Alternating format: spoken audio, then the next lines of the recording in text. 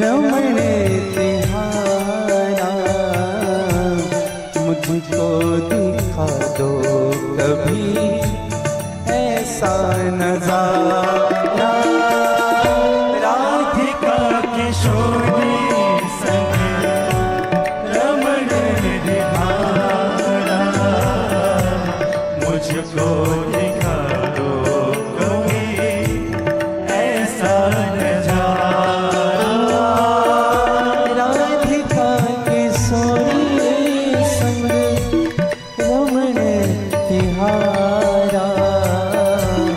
मुझको दिखा दो कोई ऐसा नजारा।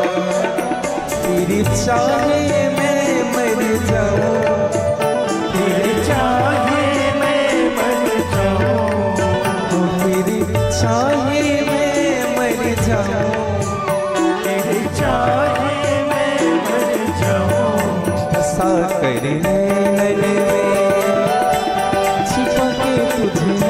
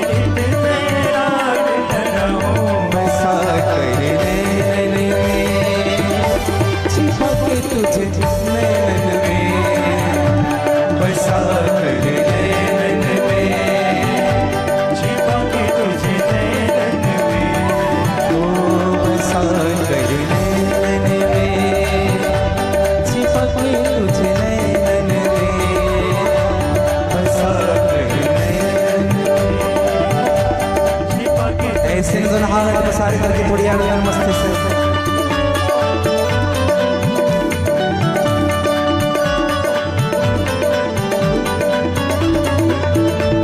बोली द्वारिकाधीश भगवान जय हो।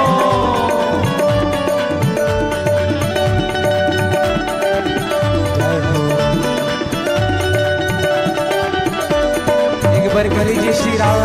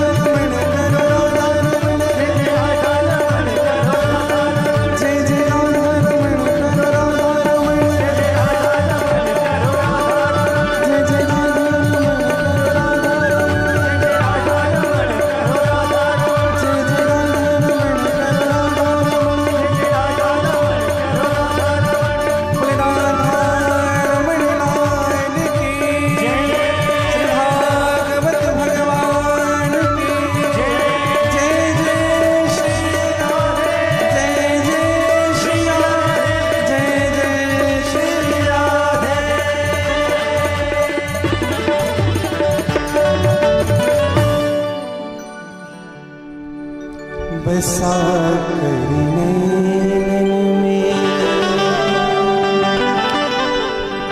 छिपा के तुझे नैनन में, बसा कर नैनन में, छिपा के तुझे नैनन में, बसा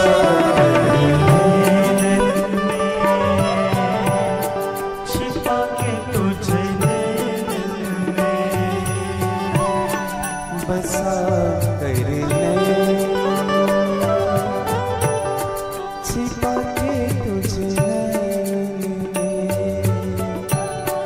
बसा कर नैनन में, छिपा के तुझे नैनन में। बोलिए भक्तवत्सल भगवान की जय, श्रीमद् भागवत भगवान की जय, आज के आनंद की जय।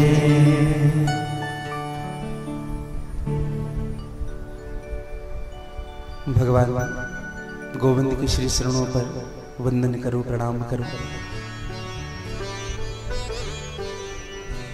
आए हुए सभी मेरे वैष्णव वृंद, सभी विप्रजन, सभी संत वृंद के चरणों में सिया राम में सब जग जाना, करहो प्रणाम जोर जुग पानी।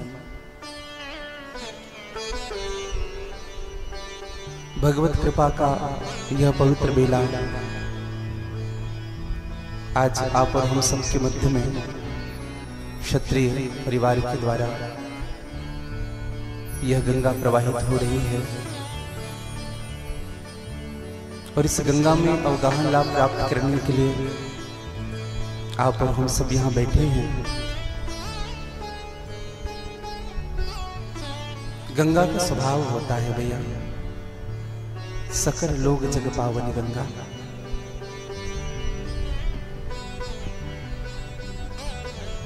गंगा जी में चाहे भाव से डुबकी लगाओगे तो भी तरना है, और मन में अगर किसी प्रकार की वासना है, इच्छा है, चाहे जीवन में सूक्ष्म काम व्याप्त हो, चाहे क्रोध हो, चाहे लोभ हो, तो भी गंगा मैया सबको तारती है। जीवन में यह भगवत गंगा है। भगवान शिव की जटा से जो गंगा निकली, भगीरथी ने जिनको लाया था, वह गंगा आपको सभी स्थानों में मिलेगी, लेकिन छत्तीसगढ़ में वो गंगा नहीं है। मध्य प्रदेश में भी गंगा नहीं है। ये गंगा जो है आप और हम सब जहां प्रवाहित हो रही है, यह गंगा प्रत्येक घर में विद्यमान है। सत्संग के रूप में, भगवत कृपा के रूप में, और भगवान की कथा रूपी गंगा। राम भगत जहां सुरसरी धारा, सुरसई ब्रह्म विचार प्रचारा। और इस गंगा का प्रभाव क्या है? बोले विधि निषेधमय कलमल हरणी, राम कथा रघुनंदन बल। कलिमल, कली के मल को समाप्त करने वाला गंगा है। अब आप कहेंगे महाराज जी कली का मल क्या है? सम्मान की भूख, पद की भूख, प्रतिष्ठा की भूख, धन की भूख। इस गंगा में आकर के बैठोगे ना, ये सारे भूख समाप्त हो जाएंगे। मन में काम नहीं जगेगा, मन में क्रोध नहीं आएगा, लोभ नहीं आएगा। हाँ, केवल ये जो गंगा जो प्रवाहित हो रही है, आप और हम जहां विराजित हैं, इस गंगा में कली का प्रभाव नहीं होता है। अच्छे एक उदाहरण आपसे निवेदन करें, जंगल में जब आग लगता है तो हाथी अपने आप को बचाने के लिए भागता है, और जंगल का आग एक छोर से नहीं लगता कभी, चारों तरफ से वो आग लगता है और हाथी भागता है अपने आप को बचाने के लिए। क्या ढूंढता है वो? सरोवर, कहीं जल मिल जाए। और फिर वह हाथी आकर के उस सरोवर के बीच में बैठ जाता है। फिर उनको यह विश्वास हो जाता है कि पूरी जंगल जल जाएगी, लेकिन मेरा बाल बाका कभी नहीं हो सकता, क्योंकि मैं वहां बैठा हूं। बस उसी प्रकार से सारी दुनिया में आग लगी है भैया, कहीं काम की, कहीं क्रोध की, कहीं लोभ की, कहीं ईर्ष्या की, कहीं सम्मान की। सुखी कौन है? मनिकर विषय अनल बन जरही। गोस्वामी तुलसीदास ने सूत्र दिया, मनिकर विषय। हम जलते किससे हैं बताएं? अपने ही विषय से जलते हैं, कोई हमको जलाता नहीं है। अगर हम आ गए, किसी ने नमस्कार नहीं किया, उसी को सोचते हुए जल रहे हैं। किसी ने बैठने के लिए नहीं कहा, उसी को सोच रहे हैं। हमारा मन विषय रूपी अग्नि में जलते रहता है। और सुखी कौन होता है? पाए सुखी जो यही सर परे है। संसार में आग लगा हुआ है, लेकिन यह जो पंडाल है ना भागवत जी का, यही सरोवर है। और आप और हम सब यहाँ आकर के बैठ गए।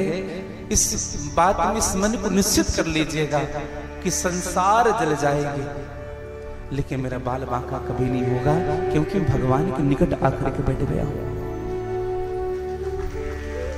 अपने जीवन में भगवान की निकटता जिस दिन हो जाएगी, जिस दिन हम भगवान के समीप चले जाएंगे ना, उस दिन ये कली का प्रभाव हमारे जीवन में नहीं होगा। कबीरदास जी तो कहते हैं, कबीरा कुतिया राम की करत भगति में भंग। कबीरदास जी ने कहा, 5 कुत्ते हैं जो हमें भक्ति में भंग करने वाले हैं। कौन कौन से? शब्द, स्पर्श, रूप, रस और गंध। ये 5 कुत्ते हैं जो आपको कभी नहीं छोड़ते। अच्छा, पूजा में बैठे रहो, भगवान का नाम ले रहे हो, ओम नमो भगवते वासुदेवाय, नारायण नारायण कर रहे हो। उसी समय घर में कोई आ गया, बोले कौन आया है? बोले जो 50,000 लेके गया था वो देने आया है। अब मन नहीं रहेगा, तुरंत उठेंगे वहां से। ये है भंग जीवन का। स्पर्श होगा, रूप देख लिए हम, सुंदर रूप देखे, मन बिगड़ गया हमारा। रस ले लिए, मन बिगड़ गया हमारा।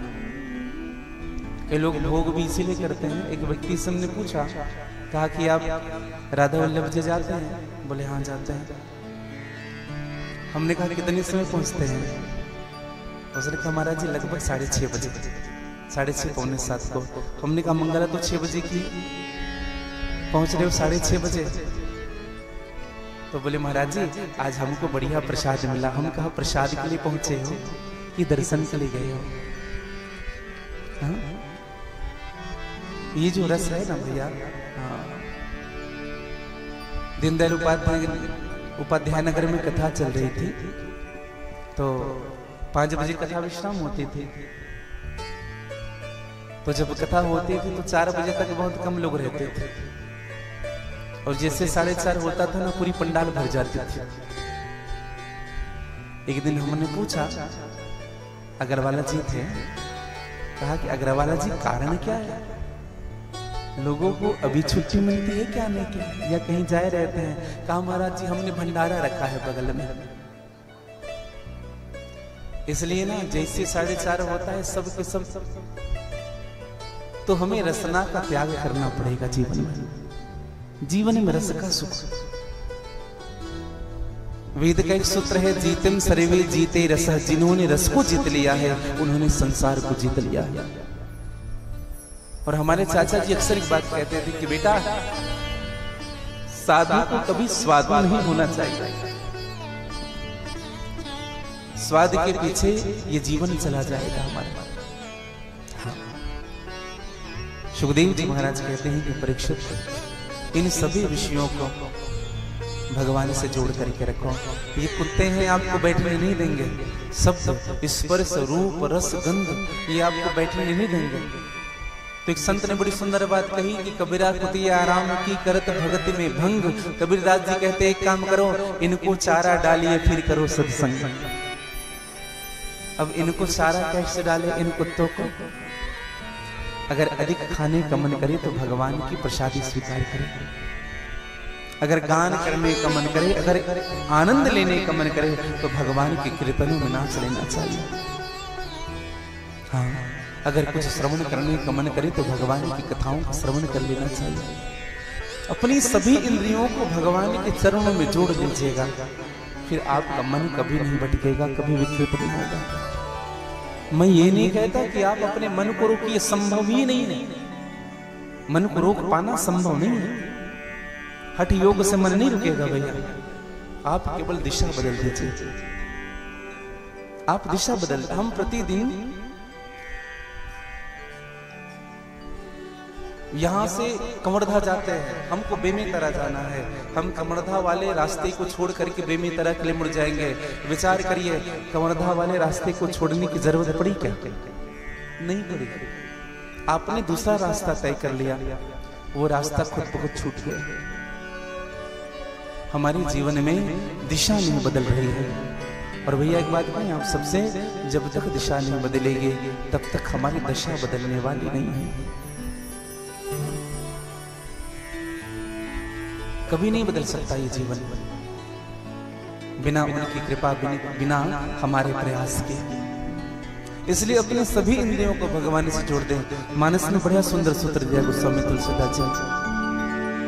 तुम ही निवेदित भोजन करई, तुम ही निवेदित भोजन करई, तुम ही निवेदित भोजन करई, तुम ही निवेदित भोजन करई। प्रभु प्रसाद पट भूषण धरई, प्रभु प्रसाद पट भूषण धरई, प्रभु प्रसाद पट भूषण धरई, प्रभु प्रसाद गा लीजिएगा। चरण सदा तीरथ चल जाहे, चरण सदा तीरथ चल जाहे, चरण सदा तीरथ चल जाहे, चरण सदा तीरथ चल जाहे। राम बसहु जिनके मन माहे, राम बसहु जिनके मन माहे, राम बसहु जिनके मन माहे, राम बसहु जिनके मन माहे। तुम ही निवेदित भोजन करई, तुम ही निवेदित भोजन करई, तुम ही निवेदित भोजन करई, तुम ही निवेदित भोजन करई, तुम ही निवेदित हो, तुम ही निवेदित हो, तुम ही निवेदित भोजन करई, तुम ही निवेदित भोजन करई। प्रभु, तो भगवान को भोग लगा करके जो हम प्रसाद लेते हैं ना भैया, फिर उस प्रसाद में दोष नहीं होता। अगर आपको गुपचुप और चाट खाने का भी मन करता है ना, मत रोकिए मन को। चटपटे चटपटे वस्तु भी खाने का मन करे, खूब खाइए, बस ध्यान रहे भगवान को भोग लगाए। क्योंकि आप भगवान को भोग लगाने के योग्य बनाएंगे तो लहसुन और प्याज नहीं डालेंगे। किसने रोका है आपको? खूब खाएं, बस भगवान का भोग लगाओ। हाँ। तुम ही निवेदित भोजन करही प्रभु प्रसाद पटभूषण धरे। जो भी जीवन में आभूषण धारण करना है भगवान की प्रसाद समझ करके। चरण सदा तीरथ चले जाइए, अगर कहीं जाने का मन करे तो तीर्थ जाइए। मैं तो प्रत्येक सनातन भाइयों से मेरी एक करबद्ध प्रार्थना है, हम जो शाम को जो घूमने जाते हैं अपने परिवार को लेकर के, या कहीं हम जाते हैं घूमने के लिए, तो आप प्रयास करिएगा कहीं मंदिर जाइए, श्रीधाम वृंदावन जाइए, श्रीधाम अयोध्या जाइए, बद्रीनाथ जाइए, केदारनाथ जाइए, हरिद्वार जाइए, जगन्नाथ जाइए। हाँ, सत्य कहो, अपने बच्चों को भगवान से जोड़िए। बच्चों की इच्छा है घूमने की, उन्हें थोड़ी ना पता है कि कहां क्या है। बस यही बताइए कि बेटा जगन्नाथ के चरणों में सर रख करके प्रणाम करो, हमारी सब इच्छा पूरी होगी। ये हमें बताना पड़ेगा। हाँ। लोग जगन्नाथ क्यों जाते हैं? एक शिष्य से कह रहे थे, गुरुजी जगन्नाथ की यात्रा नहीं हो रही है। हमने कहा क्यों, जगन्नाथ नहीं जाओगे? हमने कहा जाएंगे। हमने कहा आपको जगन्नाथ जानना चाहते? बोले गुरुजी समुद्र की लहरें लेनी है। हमने कहा समुद्र की लहरें जीवन भर लेते ही तो कभी भगवान का दर्शन कर लेना चाहिए। अच्छा, एक विशेष निवेदन आप सबसे यह भी करूं कि हम जब तीर्थ जाते हैं, श्रीधाम वृंदावन गए, बद्रीनाथ गए, केदारनाथ गए, अयोध्या गए, कितने समय राम जी को निहारे हैं, या कितने समय बांके बिहारी के दर्शन किए, या कितने समय राधा वल्लभ जी के साथ थे। या हम जमात मंदिर जाते हैं, हमारे राम राजा सरकार विराजित हैं, हमारे बिहारी जी विराजित है, केवल हाथ जोड़ करके आगे बढ़ गए। कभी बैठ करके उनको निहार लेना भैया। और भगवान का दर्शन करने का भाव क्या है?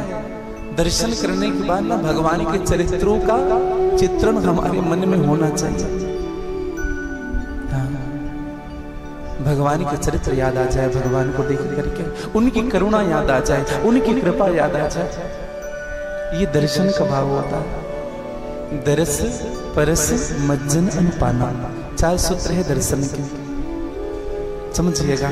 सबसे पहले हम भगवान का दर्शन करें, देख रहे हैं भगवान को, दर्शन कर रहे हैं, फिर मन में प्रसन्नता होनी चाहिए। वाह प्रभु, आज आपने मुझे इस लायक समझा कि मैं आपके चरणों में आकर के दर्शन कर पाया। ये है दरस, फिर परसन, परस, फिर मज्जन। मज्जन का आशय क्या? दर्शन करके हमारे आंख भर आए ना, समझ लीजिए अंदर का कलुषता, अंदर का पाप भगवान के सामने निकल गया। और फिर अनुपाना, उनके बाद भगवान की कृपा रूपी माधुर्य स्वरूप का पान करें। हाँ। ये दर्शन का भाव होना चाहिए। देखो, दर्शन और देखने में बहुत अंतर होता है। देखा किसे जाता है, दर्शन किसी किया जाता है। आप जब ब्रजमंडल जाएंगे ना, पिछले समय हम लोग जब वृंदावन गए थे तो कुछ लोगों ने कहा गुरुजी हमने ताजमहल के दर्शन नहीं किया। हमने कहा मजार के दर्शन करोगे? दर्शन करोगे? एक शिष्य कहते हैं नहीं, प्रेम की प्रतिमूर्ति है, प्रेम का स्वरूप है। हमने कहा वही प्रेम का स्वरूप है। अरे प्रेम का अगर दृश्य आपको देखना है तो सेतु बंद रामेश्वर को जाकर के देखिए। मेरे राघव ने समुद्र बंधन किया है मां सीता तक पहुंचने के लिए, 100 योजन समुद्र में, और प्रेम का प्रभाव ऐसा कि पत्थर तैरने लगे। यह है प्रेम का की परिकाष्ठा, यह है प्रेम की संज्ञा। अगर देखना है तो यह है प्रेम का विलक्षण स्वरूप। देखिए रामेश्वर में जाकर प्रेम का स्वरूप देखना है तो निधिवन में जाइए। आज भी भगवान वास करते हैं। प्रेम का स्वरूप देखना है तो बंसी बट जाइए। आज भी बंसी की धुन आपके कानों में पड़ी पड़ी। प्रेम का दर्शन कहाँ कर रहे हो भैया? तो हमने कहा बेटा ताजमहल के दर्शन नहीं देखने के लिए जाओगे, दर्शन तो बिहारी जी का होगा, राधा वल्लभ का होगा, देखना तो वहां जाओगे तुम। इसलिए जीवन में दर्शन आवश्यक है। दर्शन हमारे जीवन की बड़ी विडंबना है भैया। हम भगवान तक कब तक नहीं जाते बताएं? जब तक जीवन में दुख नहीं आता। सब चीज बढ़िया बढ़िया चल रहा है तो कुछ नहीं, और थोड़ा बिगड़ने लगा ना तुरंत भगवान याद आते हैं। हे भगवान कृपा करो, बुला लो। अच्छा खूब डरते हैं लोग आजकल, एक पर भरोसा नहीं रहा। हाँ,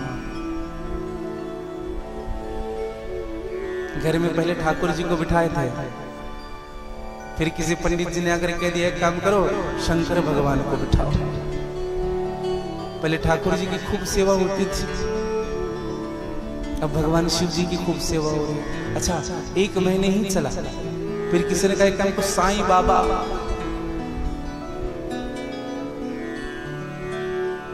किनको? साईं बाबा भगवान है, संत हैं, संत है वो। राम और कृष्ण हमारे सनातनी हैं, भगवान हैं। जैसे कबीरदास जी, जैसे सूरदास जी, वैसे ही साईं बाबा।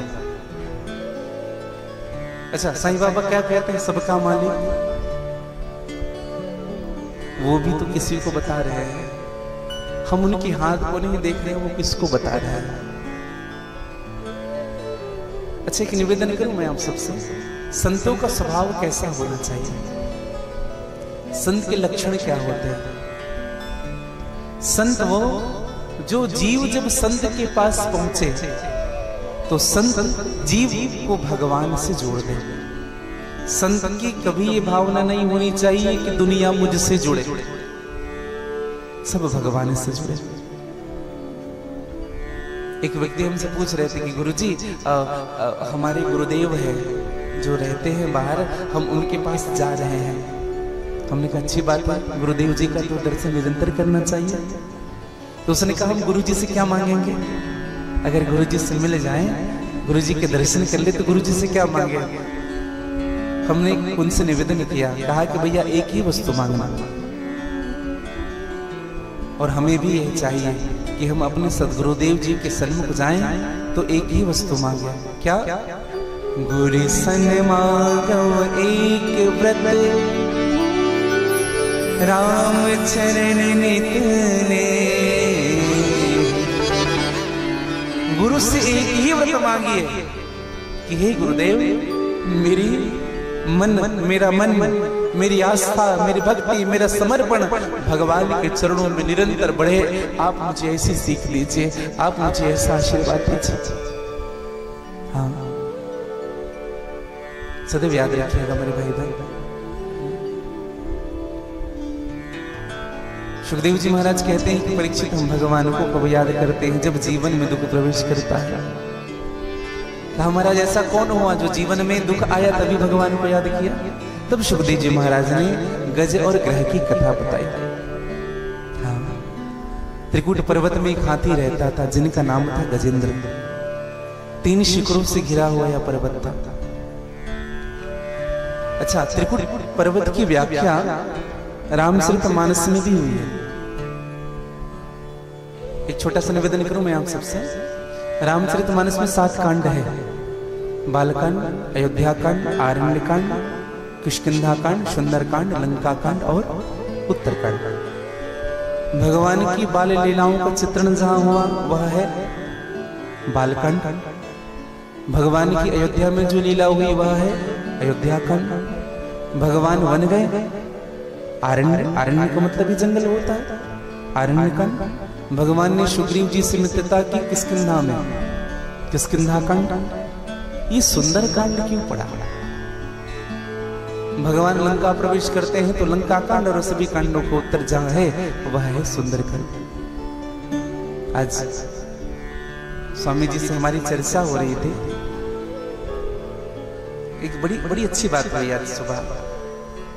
तो एक बड़ी सुंदर बात महाराज श्री ने बताई जो मैं आप सबसे निवेदन करूं। लंका त्रिकुटाचल पर्वत पर बसा हुआ था, त्रिकूट पर्वत, जहां 3 पर्वत थे। एक नील पर्वत, दूसरा सुबैल पर्वत, तीसरा सुंदर पर्वत। समझिएगा, नील पर्वत कौन सा स्थान है? जहां रावण की लंका बसी हुई थी। सुबैल पर्वत किसे कहते हैं? जहां राम और रावण के युद्ध हुए थे, युद्ध क्षेत्र था जो। और सुंदर पर्वत किसे कहते हैं? जहां अशोक वाटिका में मेरी मां जानकी रहती है। तो तुलसीदास जी ने संपूर्ण सुंदरकांड लिखा और सुंदरकांड लिखने के बाद विचार करने लगे इस कांड में सबसे सुंदर कौन सी वस्तु है, सबसे सुंदर कौन सी वस्तु। तो तुलसीदास जी ने एक समय को देखा जो सबसे सुंदर था। राम राम, सीता मैया कह रही है, राम नाम गुण बरनय लागा, राम नाम गुण बरनय लागा, राम नाम गुण बरनय लागा, राम नाम गुण बरनय लागा। सुनतहि सीता कर दुख भागा, सुनर सीता कर दुख भागा, सुनतहि सीता कर दुख भागा, सुनर सीता कर दुख भागा। राम नाम गुण, राम नाम गुण, राम नाम गुण बरनय लागा। सबसे सुंदर घटना कौन सी है? जब हनुमान जी महाराज भगवान का नाम लेते हैं, राम राम राम राम, हे राम हे राम हे राम। मां सीता को जितना दुख मिला है ना 11 महीने में, राम का नाम सुनते ही, कोई नाम लेने वाला है सुनते ही दुख चला गया। मां सीता कौन है? भक्ति। मां सीता कौन है भैया? भक्ति की स्वरूपा है। समझिएगा, हम भगत हैं, कैसे परीक्षण करेंगे कि हमारे हृदय में भक्ति ने प्रवेश किया है। भगवान के नाम सुनते ही मन में शांति आ जाए, भगवान के नाम सुनते ही हम सब दुख भूल जाए। समझ लेना आपका प्रवेश भक्ति में हो चुका है, आप भगवान की कथा में प्रवेश कर चुके हैं। नहीं तो 3-4 घंटे बैठने के बाद भी मन शांत होता। हाँ, ऐसा होता है कभी कभी। 3-4 घंटे बैठे फिर भी मन नहीं लग रहा कथा। निवेदन करूं, भक्ति हृदय में हो। आज त्रिकुट पर्वत पर ये हाथी रहता है। एक दिन की बात है, यह हाथी अपने पुत्रों और पत्नियों के साथ जल क्रीड़ा करने लगा सरोवर में। 50 पत्नियां हैं, 150 पुत्र और पुत्रियां हैं मेरे हाथी की। हाथी कामी होता है, समझिएगा। हाथी कैसा है? कामी। आप देखेंगे हाथी पकड़ने वाले हाथी को कैसे पकड़ते हैं? गड्ढा खोद करके ऊपर कुछ लकड़ी डाल देते हैं, पतले पतले, उसके ऊपर एक मिट्टी की हथनी बना करके रख देते हैं। हाथी इस पर सुख के लिए आता है, उस हथनी को गड्ढे में गिर जाता है, महावत उनको पकड़ लेते हैं। जिस व्यक्ति के जीवन में काम व्याप्त होता है, जो व्यक्ति कामी होता है, उस व्यक्ति को नचाना बहुत आसान होता है। जिस व्यक्ति के जीवन में काम व्याप्त होता है ना भैया, उस व्यक्ति को नीम का कड़वा रस भी मीठा लगने लगता है। निवेदन करो। इसलिए तो हाथी को जंगल का राजा नहीं कहते, शेर को कहते हैं, क्योंकि शेर वर्ष में एक बार ही अपने ब्रह्मचर्य व्रत को भंग करता है। हाथी ने अपने पुत्र परिवार के साथ जाकर के खूब डुबकी लगाई, खूब स्नान किया। और एक स्थिति ऐसी आई भैया, स्नान करते करते 1 मास बीत गया। अब एक बात बताइए, 150 उनके बच्चे, 100 उनकी पत्नी और एक खुद किसी सरोवर में स्नान करे तो सरोवर की दशा क्या होगी? पूरा गंदला हो गया, सरोवर मैला हो गया। अब विचार करिए, किसी के घर को आकर के हम मैला करेंगे तो क्या घर में रहने वाला चुप बैठेगा? सरोवर में रहने वाले मगर ने हाथी के पैर पकड़ लिया और हाथों से दबाने लगे। अपने दांत से पकड़ करके अपने दांतों से दबा रहे हैं और हाथी के खून चूसने लगे। हाथी को तो कुछ समय के लिए लगा, कहा कि कोई छोटा मोटा जंतु होगा, लेकिन जब उनको खींचते हुए जब अंदर ले गए तब हाथी का बस नहीं चला। अपने पुत्र परिवार से कहा कि मुझे बचाओ, और उनके पुत्र ने, उनके परिवार ने उस हाथी की मदद की और उनको खींचने लगे। खींचते खींचते एक किनारे लाते थे, फिर मगर उनको खींचते हुए ले जाता था बीच मझधार में। ऐसे ही करते करते 1 मास बीत गया, 1 महीना। और कथा ऐसी आती है भैया कि उनकी पत्नी ने विचार किया, कहीं इनके साथ हम भी अपने देह को न छोड़ दें। अपने बच्चों से कहा, रे छोड़ो, ये मर रहा है, चलो यहां से। और उस हाथी को छोड़ करके सब चले गए। बनी बनी के हजारों निशार होते हैं, बनी के बिगड़ जाए तो दुश्मन 1000 होते हैं। सब अच्छा है ना भैया, तो सब साथ देंगे आपको।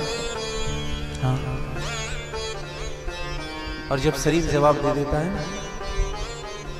घर में कोई दादाजी ने जब अस्वस्थता में प्रवेश किया, खूब तबीयत खराब हुआ, तो पहले उनका प्राइमरी चेकअप कराएंगे। हाँ, खूब ट्रीटमेंट देंगे। यहाँ नहीं गुजरेगा तो एक काम करो, इनको सेक्टर 9 ले जाओ,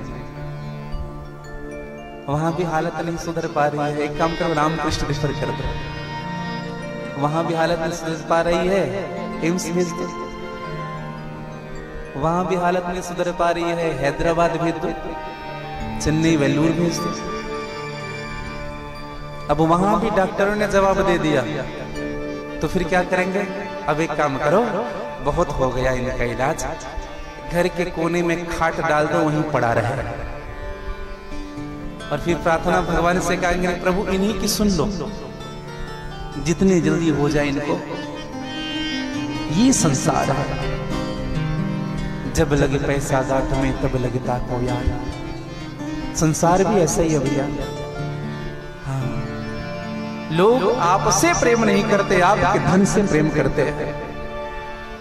लोग आपसे प्रेम नहीं करते, आपके पद से प्रेम करते हैं। लोग आपसे प्रेम नहीं करते,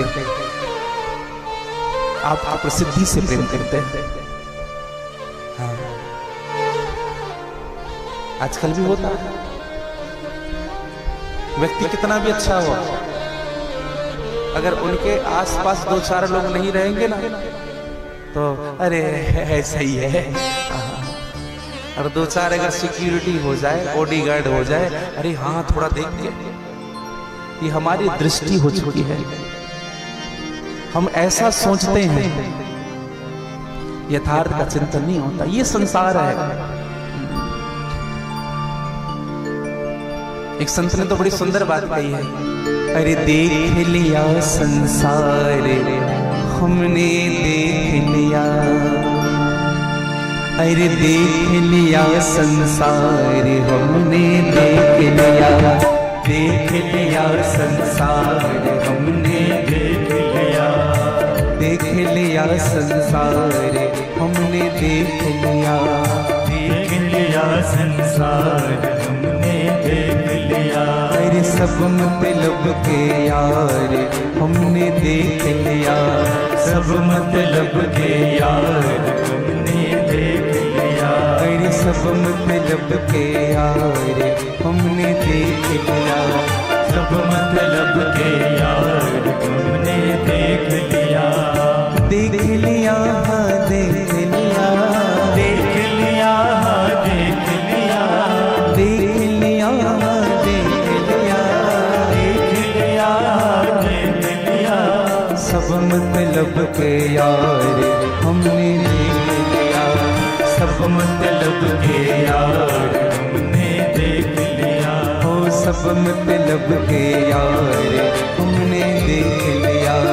सब मतलब के यार हमने देख गाली जगा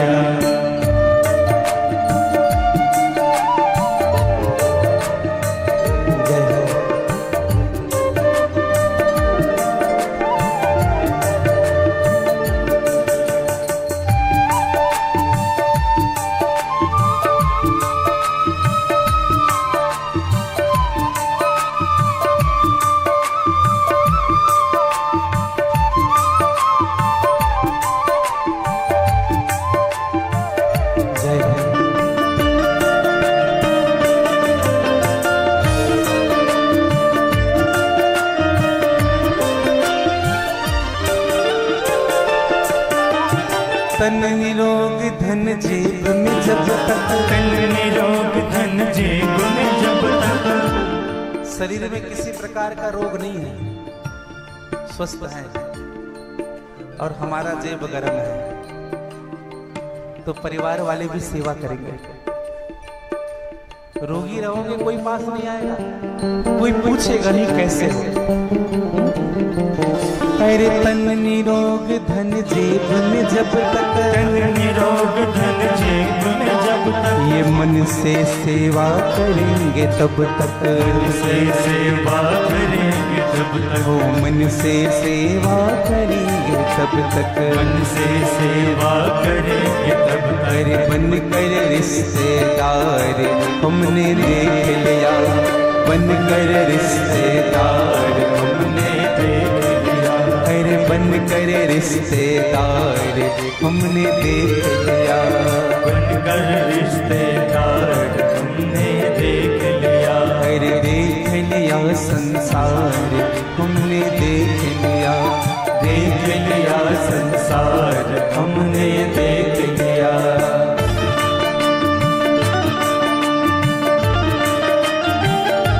गाली जगा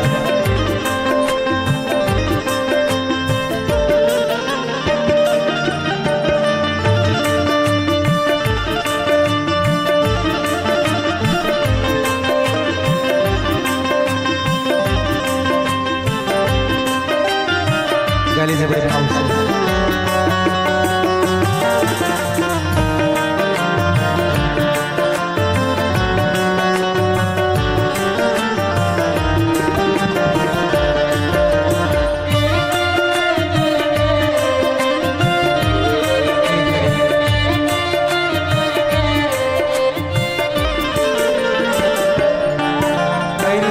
जिसका विश्वास किया है, जिसका विश्वास किया है, जिसका विश्वास किया है, जिसका गाली विश्वास किया है। अरे उसी ने हमें निराश किया है, उसी ने हमें निराश किया।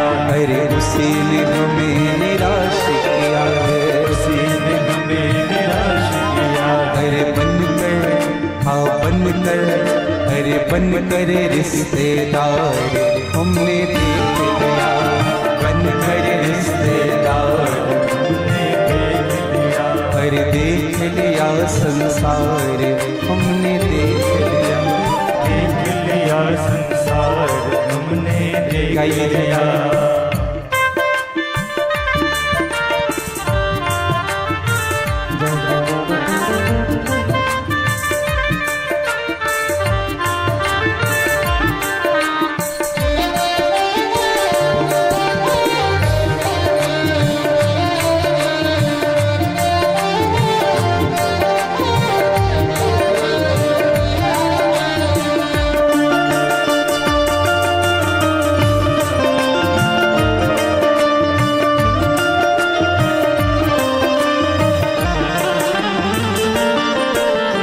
प्रतिभा का कोई मूल नहीं है, प्रतिभा का कोई मूल नहीं है, प्रतिभा का कोई मूल नहीं है, प्रतिभा का कोई मूल नहीं है। सफल सिद्ध अनमोल वही है, सफल सिद्ध अनमोल वही है। अरे सफल सिद्ध अनमोल वही है, सफल सिद्ध अनमोल वही है।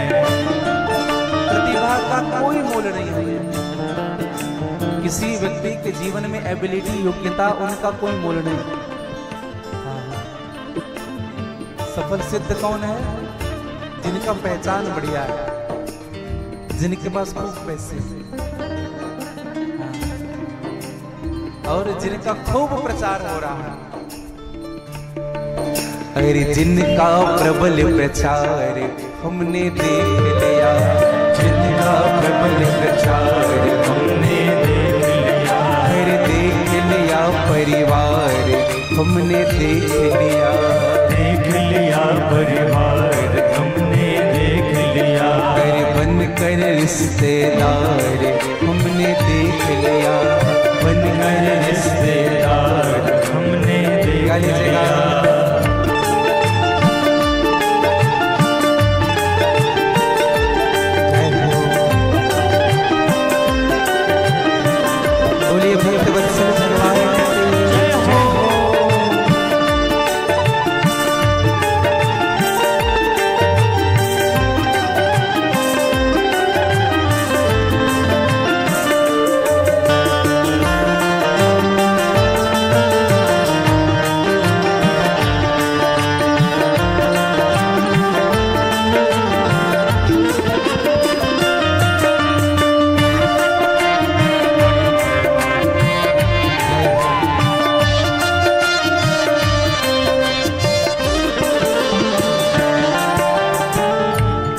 परमादरणीय परम श्रद्धेय साकेतवासी श्री राजेश्वर सरस्वती जी का पद है।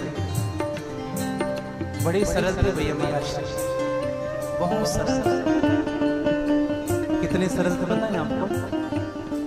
कोई जब उनसे मिलने आते थे तो उनके साथ रहने वाले अगर किसी को रोक देते थे तो उनके लिए बिगड़ जाते थे। तुम्हारी हिम्मत कैसे हुई इनको रोकने की, आने की।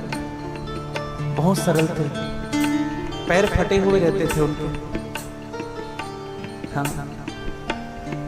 और यह जो दास आज कुछ बोल पा रहा है, महाराष्ट्र के बहुत सारे जूठन हैं जो मैं व्यासपीठ से कहता हूँ। मैं उनके चरणों पर वंदन करता हूँ, प्रणाम करता हूँ। बचपने से ही उनकी सन्निधि मुझे मिली और अभी तो वो नहीं रहे, लेकिन वैसे संत मिलने इस संसार में बहुत कठिन है। वैसे सहज, वैसे सरल, और मैं तो कहूं वैसे ज्ञानवान। और बड़ा सुंदर भाव, अपने जीवन का अनुभव लिख दिया इस भजन में। महाराष्ट्री कहते हैं, संतों का उपदेश यही है, संतों का उपदेश यही है, संतों का उपदेश यही है, संतों का उपदेश यही है, मूल मंत्र राजेश यही है, मूल मंत्र राजेश यही है, मूल मंत्र राजेश यही है, मूल मंत्र राजेश यही है। हरि सुमिरन में, हरि सुमिरन में, हरि सुमिरन ही सार हमने देख लिया, हरि सुमिरन ही सार हमने देख लिया, हरि सुमिरन ही सार हमने देख लिया, हरि सुमिरन ही सार हमने देख लिया, हरि देख लिया, देख लिया, देख लिया, देख लिया, ओ देख लिया, हमने देख लिया, देख लिया, देख लिया, अरे बन कर रिश्तेदार हमने देख लिया, बन कर रिश्तेदार हमने देख लिया, अरे बन कर रिश्तेदार हमने देख लिया, बनकर रिश्तेदार हमने देख लिया, अरे जिनका प्रबल प्रचार हमने देख लिया, जिनका प्रबल प्रचार हमने देख लिया, ये सब मतलब के यार हमने देख लिया, सब मतलब के यार हमने देख लिया, सब मतलब के यार हमने देख लिया, सब मतलब के यार हमने देख लिया, हमने देख लिया, हमने देख लिया,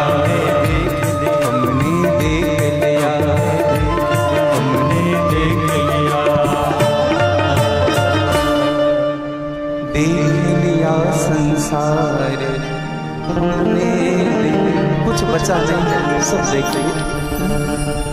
हाथी रोने लगा। अब तो परिवार ने साथ छोड़ दिया, पत्नी ने साथ छोड़ दिया, अकेला पड़ गया वो। और एक बात कहें भैया, जब संसार साथ नहीं आता है ना, तब हम भगवान को याद करते हैं, तब भगवान याद आता है। नहीं तो अपने पुत्र का बल रहता है। हाँ, हमारा बेटा है, 4 बेटे हैं हमारे, देखते हैं कौन क्या बिगाड़ता है हमारा,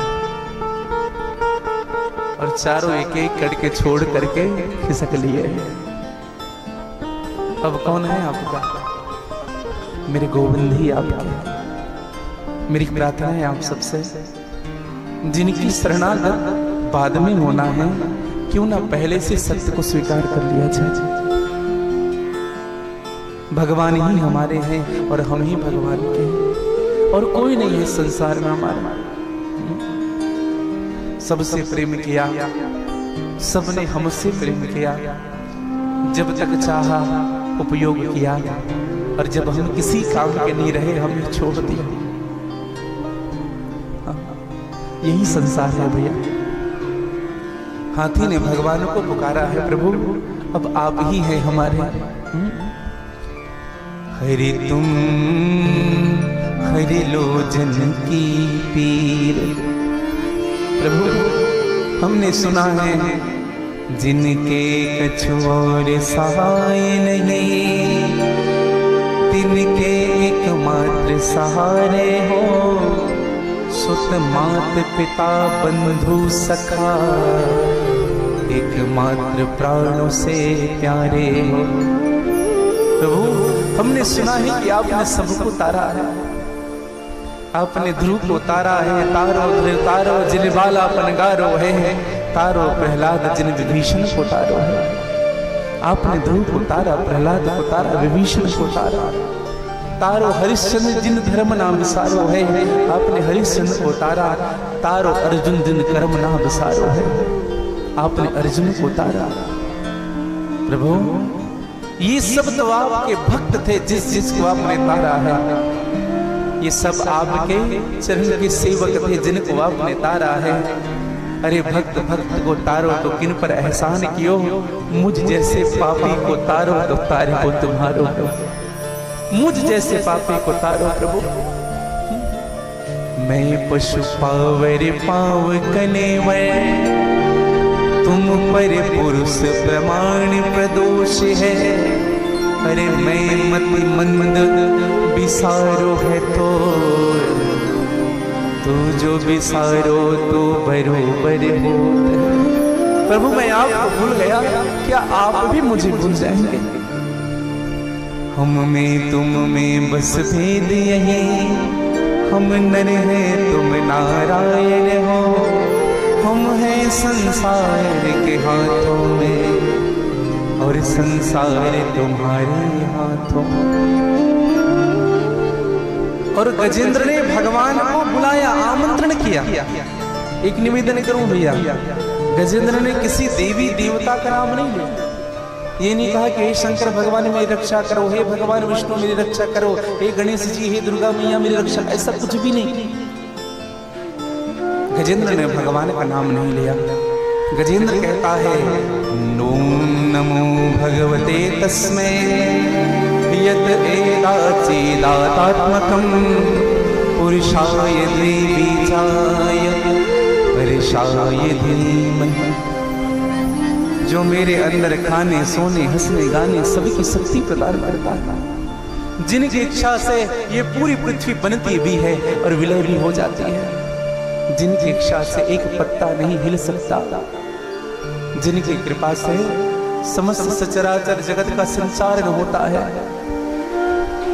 प्रार्थना किया है, हे नाथ, हे प्रभु, नमो नमस्ते अखिल कारणाय निष्कारण अद्भुत कारणाय सर्वागमन्य महार्णयाय नमो अपवर्गाय परायणाय। नमो नमस्ते अखिल कारणाय। और कारण कौन है? इस संसार के कारण कौन है मेरे भाई बहन? भगवान कौन है? ब्रह्म संहिता के 5वें अध्याय का प्रथम श्लोक कहता है, ईश्वरः परमः पुष्टः सच्चिदानंद विग्रह अनादि आदि गोविंद सर्व कारण कारणम। कौन है भगवान? सभी कारणों के कारण है। इंद्र अपने हाथी को साफ कर रहे थे। एक बार इंद्र कहे तो हम जाए। मेरी मैया दुर्गा शेर से कहने लगे, यही रहे ना बेटा, कहीं मत जाना। एक बार दुर्गा कहे हम जाएंगे। भगवान शिव जी अपने बैल को तैयार कर रहे हैं, एक बार हमारा आने हम जाए। लेकिन जब हाथी डूबने लगा, हाथी कहता है, जिन्होंने सचराचर जगत को बनाया है, जो उत्पत्ति स्थिति के संहार के हेतु हैं, ऐसे प्रभु को मैं आमंत्रण करता हूं। भगवान नारायण ने एक क्षण भी विलंब नहीं किया। गरुड़ से कहा तो चलो गरुड़। गरुड़ ने मन में विचार किया, देखो भगवान मुझे बुला रहे हैं, मेरे बिना नहीं जा पाएंगे। सारी दुनिया भगवान, सारी दुनिया के भार को उठाती है और भगवान के भार को हम उठाते हैं। देखो ये अभिमान है जीवन का। व्यक्ति को ना बहुत जल्दी अभिमान होता है, बहुत जल्दी। हाँ, थोड़ी सी व्यवस्था बनाते रहिएगा। थोड़ा सा इधर खिसक जाएंगे, थोड़ा सा।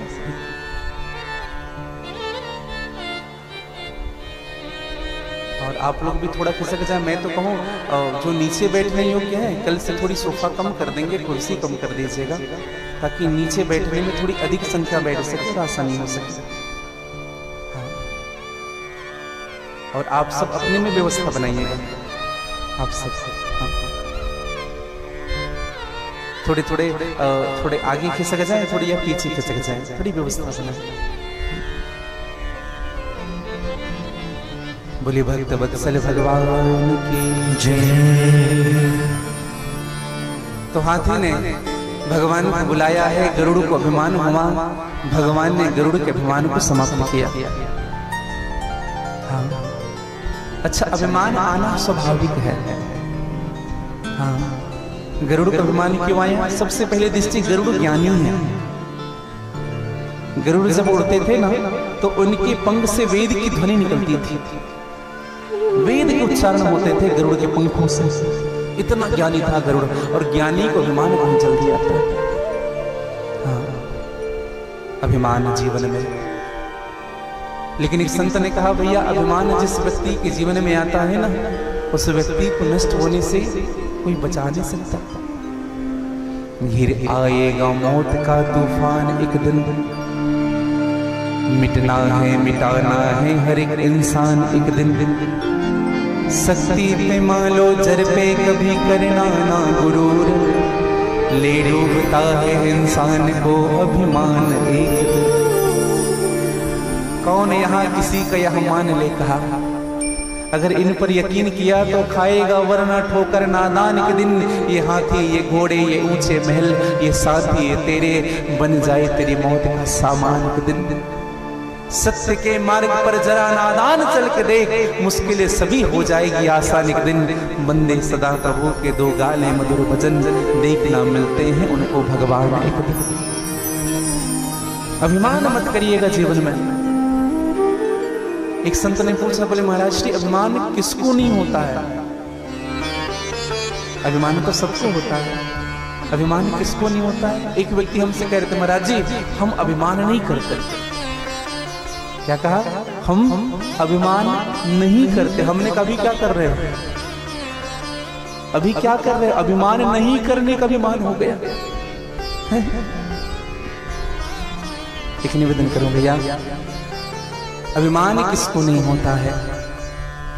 जो यह जानता है, जो ये समझता है, मुझे जो कुछ भी मिला है मेरे प्रभु की कृपा से मिला है। मुझे जो कुछ भी मिला है मेरे गोविंद की कृपा से मिला है। इसमें तनिक भी मेरा पुरुषार्थ नहीं है। जो कुछ भी मिल रहा है उनकी दया से मिल रहा है। मुझे तुमने दाता बहुत कुछ दिया है, तेरा शुक्रिया है, तेरा शुक्रिया है। हमारे मामा जी हैं, उन्होंने हमें एक बड़ी सुंदर बात बताई थी।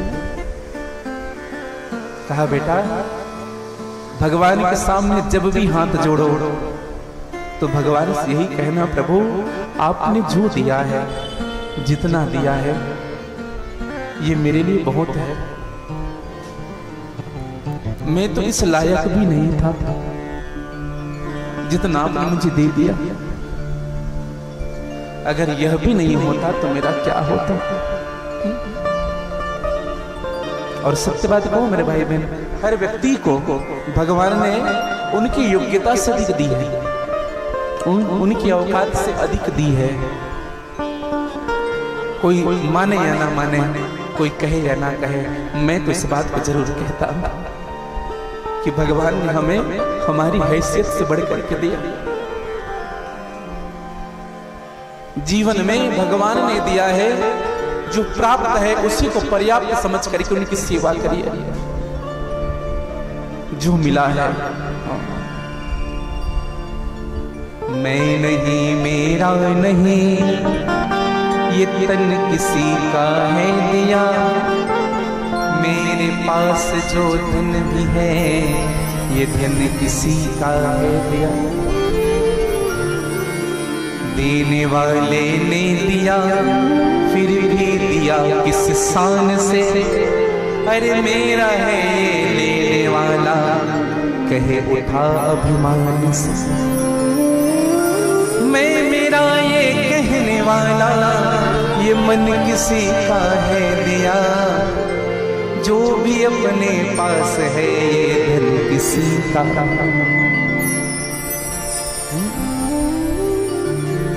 बड़ी सुंदर बात कही। अगर मिला है ना, भगवान ने आपको कुछ दिया है, तो करना क्या चाहिए? देखो, जगत से प्रेम मत करना, कभी जगत की सेवा करना। अगर कमियां देखनी है तो औरों में नहीं, खुद में देखना। हाँ, ढूंढना खुद को है, जगत की सेवा करनी है। अगर प्रेम का कोई स्थान है तो वह परमात्मा ही प्रेम का स्थान है। जग की सेवा खोज अपने, प्रीत प्रभु से कीजिए। और जिंदगी का राज है ये, जान कर जी लीजिए। इस साधना की राह पर हम जो पूजा कर रहे हैं, पाठ कर रहे हैं, भजन कर रहे हैं, कीर्तन कर रहे हैं, इस साधना की राह पर ये साधन किसी का है दिया। जो भी अपने पास है, ये धन किसी का है दिया। सब भगवान का है। अभिमान ना हो जीवन में कभी मेरे भाई बहन। भगवान को लगा कि गरुड़ को अभिमान हुआ, भगवान ने अपनी कनिष्ठ उंगली गरुड़ के पीठ पर रखी और गरुड़ से उड़ने के लिए कहा। गरुड़ ने कहा, प्रभु बैठिए। तो प्रभु आप बैठ जाइए। भगवान ने कहा, गरुड़ मेरी उंगली के भार को उड़ा करके दिखा, उठा करके दिखा। लेकिन गरुड़ उड़ नहीं पाया। पूरी ताकत लगा दी गरुड़ ने, लेकिन हिल नहीं पाया गरुड़। ऐसा लगा कि मंदराचल पर्वत को पीठ पर किसी ने धर दिया हो। गरुड़ को समझते देरी नहीं लगी। कहा कि प्रभु मैं जान गया, आपको सब पता चल गया कि मुझे अभिमान हो गया था। हाँ। निवेदन करूं भैया, ये जीवन से ये भाव निकल जाने चाहिए। हाँ। कल रात्रि की बात, परसों कल की रात्रि है। कल रात में जब से आया था तब से क्षत्रिय जी से आपसे मेरी बात हुई नहीं थी ठीक से। तो कल मैंने रात्रि में बुलाया, कहा कि 2 मिनट उनको बुला लीजिए, हम थोड़ी देर उनके साथ बैठ जाए। कल की जो तैयारी है वो तो सेकेंडरी है, प्राइमरी है, थोड़ी सी चर्चा हो जाए। तो एक बड़ी सुंदर बात कही आपने कहा, महाराज जी ये जो कुछ भी हो रहा है ये सब उनकी कृपा और उनकी इच्छा से हो रहा है। ये जो कुछ भी है, मैं तो एक बात सदैव कहता हूं भैया, जीवन में जिस दिन ये भाव जग जाए ना कि जो कुछ भी हो रहा है उनकी कृपा से हो रहा है, मेरा आपकी कृपा से सब काम हो रहा है, करते तो तुम हो, श्यामा मेरा नाम हो रहा है। और एक बड़ी सुंदर बात कह दी, वो बात मेरे हृदय को लग गई। उन्होंने कहा कि महाराज जी, मैं भले ही इस आयोजन को करा रहा हूं, लेकिन मुझे ऐसा लगता है ये सबका आयोजन है।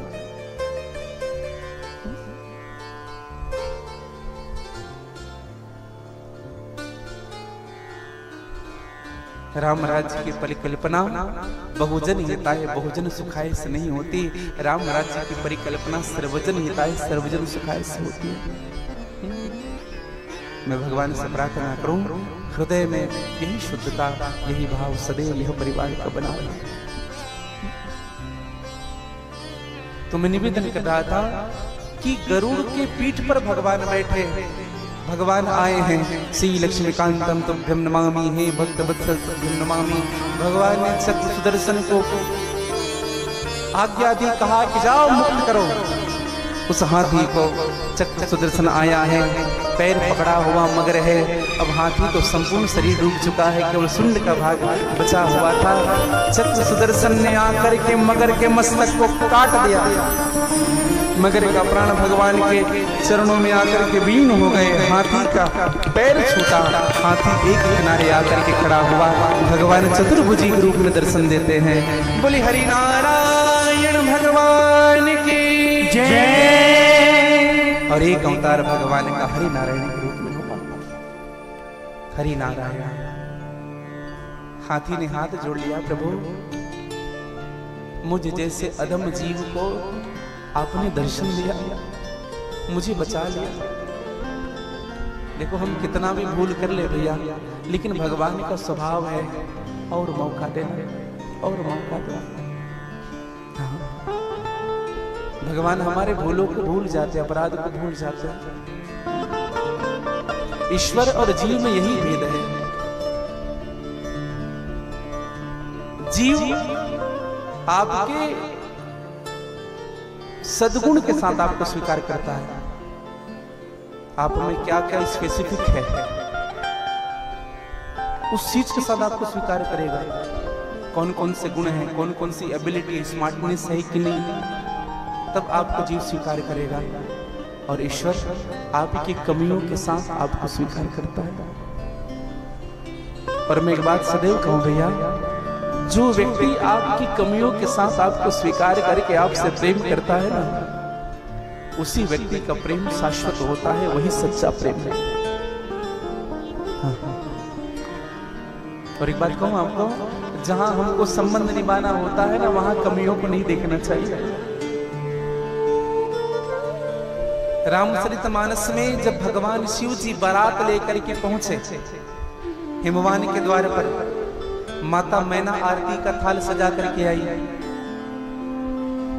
ध्यान से सुनिएगा, आरती का थाल सजा करके मेरी मैया आई हैं। और जैसे भगवान शिव जी को देखा, आरती का थाल पटक दी, दीपक पटक दी, लोटे में जल था वो पटक दी और सीधे घर अंदर चली गई। पार्वती को गोद में ले लिया, कहा कि इस बावरे के साथ तुम्हारी शादी नहीं होगी। भगवान विष्णु ने भगवान शिव से कहा, प्रभु हो गया निरादर आपका।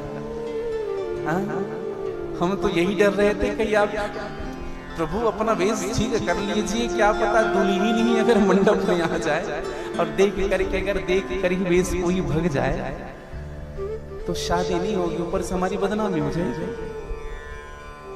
भगवान शिव ने जो बात कही वो सुनने योग्य है भैया।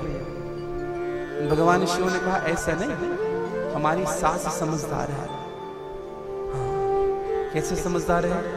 हमारी सासू माँ ने देखा हमारे सिर पर गंगा है, और सासू माँ ने विचार किया इतना गंगा जिनके सिर पर हो, मैं एक लोटा जल लेकर के आई हूं, ये तो गंगा का अपमान है, इसलिए पटको। भगवान ने कहा ठीक है, एक बात समझ में आ रही है, सर के गंगे को देख करके, गंगा को देख करके एक लोटे का जल को पटक दिया, लोटे को पटक दिया गंगा को देख करके, लेकिन दीपक क्यों पटक दिया? तो भगवान शिव जी कहते हैं लोटे के जल को पटक दिया गंगा को देख करके, और दीपक को पटक दिया चंदा को देख करके। चंदा इतना प्रकाशित है, इस कथा से हमको क्या सूत्र मिलता है? भगवान शिव विवाह करने जा रहे हैं, जीवन भर के लिए संबंध बनाने जा रहे हैं, और जिस घर से हमको जीवन भर संबंध बनाना होता है उस घर की कमियों को भूल जाना चाहिए। हाँ? जिस घर से हमको सदैव के लिए जुड़ना है उस घर की कमियों को भूल जाना चाहिए। जिस व्यक्ति से हमको सदैव के लिए जुड़ रहा है उस व्यक्ति की कमियों को भूल जाना चाहिए। हाँ, और जो सच्चा प्रेमी होता है ना भैया, कमियों के साथ स्वीकार करता है। हाँ, कभी भी माँ बाप के कोई विकल्प नहीं होते। हाँ, कोई विकल्प नहीं, बहन का कोई विकल्प नहीं होता, भाई का कोई विकल्प नहीं होता। सबको भाई कहेंगे लेकिन भाई भाई होता है। हाँ, समझिएगा, ये सब संबंध कोई विकल्प से नहीं चलते, ये सब संकल्प जीवन के संकल्प से चलते हैं। इसलिए जीवन में बात जरूर याद रखें, जहां हमको संबंध बनाना है ना भैया, वहां की कमियों को नजरअंदाज करते चलिए। हाँ।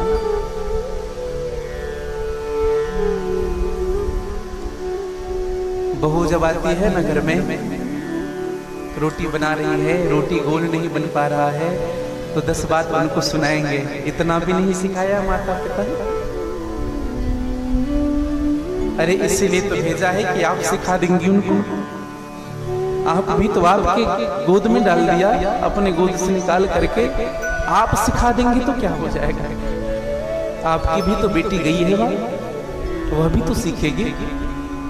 निवेदन करो, कुछ कमियां हैं वो उसको हमें फिलअप करना पड़ेगा।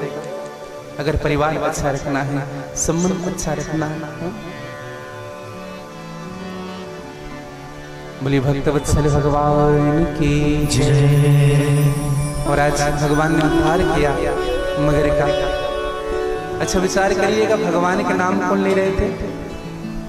हाथी ले रहा था। और भगवान ने उद्धार किनका किया? किनका उद्धार किया? मगर का उद्धार किया। अच्छा विचार करिएगा, भगवान के नाम लेने वाले का उद्धार होना चाहिए था कि नहीं? होना चाहिए था, लेकिन मगर का उद्धार हुआ। अब यहाँ पे दर्शन करिएगा, भगवान के नाम लेने वाले कौन? ये है संत। और भगवान संतों के उद्धार बाद में करते हैं। पहले भगवान संत के जो चरण पकड़ते हैं उनका उद्धार करते हैं। तो बेटा इधर आओ, पंडित जी ये गिरा है ना, कोई कोने में रखिए। बोलिए भक्तवत्सल भगवान की जय। तो मैं निवेदन करना चाहूंगा कि भगवान के जो भक्त हैं उनका उद्धार तो भगवान करते हैं। उद्धार किनका होता है? जो भक्त के चरण पकड़ लेते हैं उनका उद्धार होता है भैया। तो मेरा निवेदन है, मेरी प्रार्थना है आप सबसे, संतों के चरण पकड़ के रखिएगा। अच्छा विचार करिएगा, हमारे भी जीवन में ये मगर आता है कि नहीं? जैसे किसी ने कहा कि महाराज जी हम तो शुरू दिन से कथा में आने वाले थे, मगर पकड़ लिया मगर। कथा तो हम 11 से ही आने वाले थे, मगर पकड़ लिया। और भैया मगर सबको पकड़ता है। जो विश्वास से शरणागति स्वीकार करे ना, मगर उन्हीं को छोड़ता है। अच्छा आध्यात्मिक दृष्टि से अगर हम देखें इस कथा को, तो ये संसार ही सागर है, ये जीव ही गजेंद्र है, और ये काल ही मगर है। संसार सागर में जीव गजेंद्र रहता है। कौन कहाँ रहता है? त्रिकुटाचल पर्वत में रहता है। और ये त्रिकुटाचल पर्वत है क्या? यही काम कूट है, क्रोध कूट है और लोभ कूट है। 3 पर्वतों से जीव घिरा है, काम, क्रोध और लोभ। जिनको काम मारता है उनको मृत्यु जरूर मारती है भैया। हाँ, काम जिनके जीवन में हो, क्रोध जिनके जीवन में हो, लोभ जिनके जीवन में, व्यक्ति नष्ट जल्दी होता है। अच्छा काम मगर सबसे पहले आता है तो क्या पकड़ता है? पैर ही पकड़ता है। अच्छा, अब देखेंगे जब बुढ़ापा आती है ना तो घुटने में दर्द शुरू हो जाता है। समझ लीजिएगा काल ने पकड़ लिया है। 4 घंटी बजती है भैया। सबसे पहली घंटी जब बजती है तो सर का बाल पकने लगता है। ये हमको ना नोटिस मिल रहा है। हाँ। सबसे पहले घंटी बजी, सर का बाल पका। भगवान निर्देश कर रहे हैं कि बेटा बाल पक गया है, अब अपने रहने को बदल दे, अपनी जीवनी को बदल दे। निवेदन करूंगा, दशरथ जी के जब केश पके तो दशरथ जी ने तुरंत निर्णय लिया राज्य राम को देने का। श्रवण समीप भय केसा मानव देत जरठ उपदेशा, तब नरणांग वशिष्ठ बुलाए। विचार करिएगा। लेकिन हम भजन नहीं करेंगे। क्या करना है? भजन नहीं करेंगे तो क्या करेंगे? बाल को ही डाई करेंगे, कलर मेट लगा देंगे, छुपाएंगे उनको। जब दूसरी घंटी बजती है ना भैया, आंखों की रोशनी कम हो जाती है। भगवान कहते जीवन भर इधर उधर ताक झाक करता रहा, जो नहीं देखना चाहिए वही भी देखता रहा। अरे अब तो आंखों की रोशनी भी कम हो गई है, अब तो भजन कर जीव भजन नहीं करता है, फिर चश्मा लगाता। चश्मे की टेक्नोलॉजी थोड़ी पुरानी है, आजकल तो आंखों में लेंस लगने लगता है, फिर भी भजन नहीं करेगा। उसके बाद जब तीसरी घंटी बजती है ना तो हमारे दांत बाहर आ जाते हैं, 32 दांत। भगवान कहते जीवन भर खूब हलवा पूरी पकौड़ियाँ चटपटे चटपटे वस्तु खाता रहा, अरे अब तो दांत भी नहीं है, अब तो दलिया पी, अब तो सूप पी, अब तो दूध पी, अब तो भजन कर। लेकिन जीव भजन नहीं करता है। जब चौथी घंटे बजते हैं तो कमर 3 जगह से टेढ़ा हो जाता है।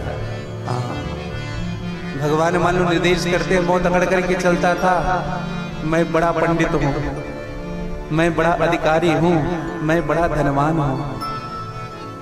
अब तो कमर भी झुक गई है, अरे अब तो भगवान का भजन कर, लेकिन भजन नहीं करता। फिर झंडू केशरी जीवन, चौवन प्रास स्वर्ण भस्म, खूब मल्टीविटामिन, भजन नहीं करेगा व्यक्ति। और जब घंटी जब बजती है ना भैया 5वें नंबर की, तब राम नाम सत्य है, राम नाम सत्य है, सबका यही सबका हो रहा है। अच्छा, हमें मैं कभी कभी छोटी छोटी बातों पर खूब विचार करता हूँ, क्या मरने के बाद ही ये पता चलता है कि राम का नाम सत्य है? इससे पहले हमको पता नहीं कि राम का नाम ही सत्य है। विचार करिएगा, या किसी से कह करके देखिएगा भैया राम नाम सत्य है, क्या कहेगा वो? तुम्हारी दिमाग तो ठीक है, किसका राम नाम सत्य कर रहे हो? लेकिन राम का नाम सत्य है, हम भली भांति जानते हैं। इसलिए भगवान का नाम आपको हम सबको लेना चाहिए। और जब तक हम अपने आंगन को साफ नहीं करेंगे ना, आंगन को साफ नहीं करेंगे, तब तक भगवान हमारे हृदय में नहीं आएंगे। हाथी की तरह हम सबका जीवन हो जाएगा। हम भले विश्वास करते हैं, हाँ। एक संत तो बड़ा सुंदर भाव कह रहे थे, हमने आंगन नहीं बुहारा, सच्चे मन से नहीं पुकारा, कैसे आएंगे भगवान, कैसे आएंगे भगवान, कैसे आएंगे भगवान, कैसे आएंगे भगवान, वो कैसे आएंगे भगवान, कैसे आएंगे भगवान, कैसे आएंगे भगवान, कैसे आएंगे भगवान। ओ तुमने आंगन नहीं बुहारा, तुमने आंगन नहीं बुहारा, तुमने आंगन नहीं बुहारा, तुमने आंगन नहीं बुहारा, चंचल मन को नहीं संवारा, चंचल मन को नहीं संवारा, चंचल मन को नहीं संभाला, चंचल मन को नहीं संवारा।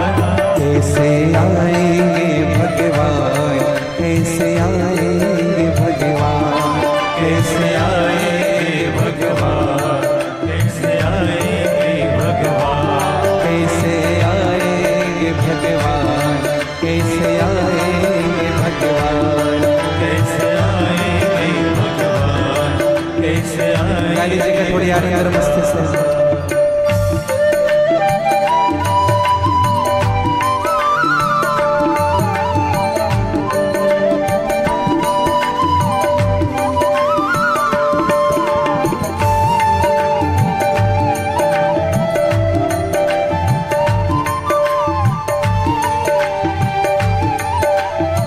गा लीजिएगा बड़ी भाव से। जय हो।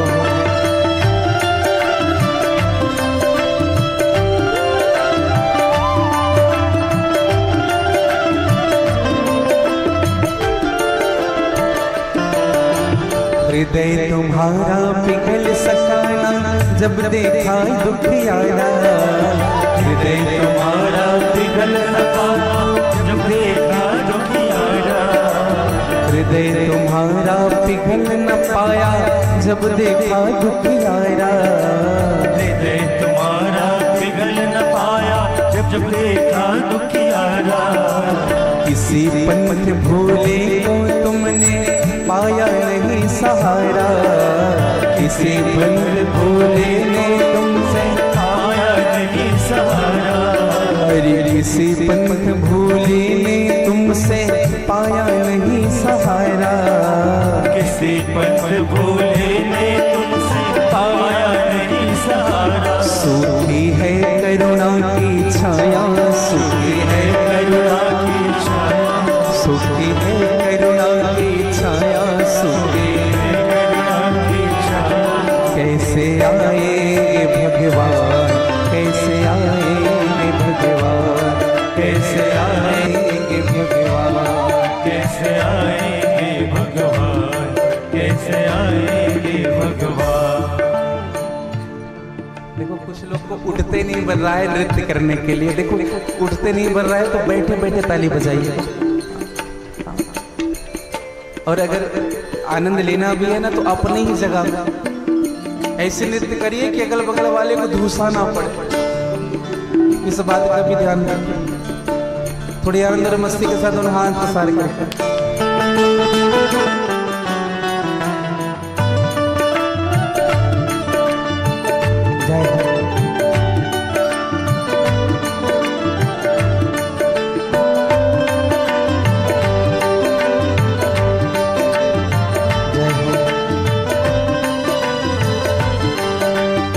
एक बार कह लीजिए श्री राधे।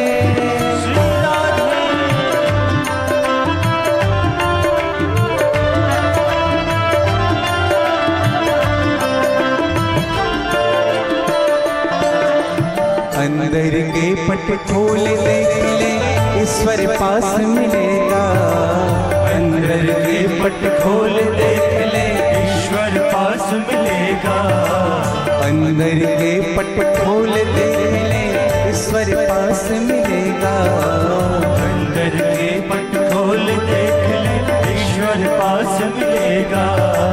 हर प्राणी में ही परमेश्वर का आभास मिलेगा, हर प्राणी में ही परमेश्वर का आभास मिलेगा, ओ हर प्राणी में ही परमेश्वर का आभास मिलेगा, हर प्राणी में ही परमेश्वर का आभास मिलेगा। अरे सच्चे मन से नहीं पुकारा, सच्चे मन से नहीं पुकारा, सच्चे मन से नहीं पुकारा, सच्चे मन से नहीं पुकारा। कैसे आएंगे भगवान, कैसे आएंगे भगवान, कैसे आएंगे भगवान, कैसे आएंगे भगवान, ओ कैसे आएंगे भगवान, कैसे आएंगे भगवान, कैसे आएंगे भगवान, कैसे गा लीजिएगा थोड़ी आनंद से।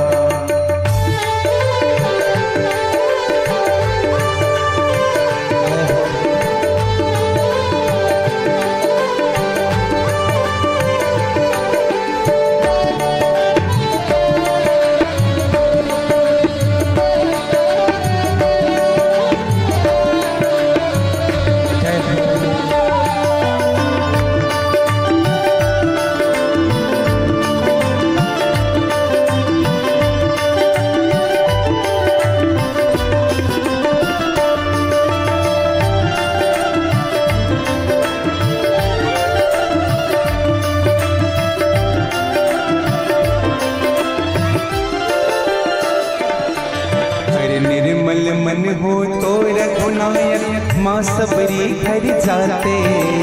निर्मल मन हो तो रघुनायक माँ सबरी घर जाते।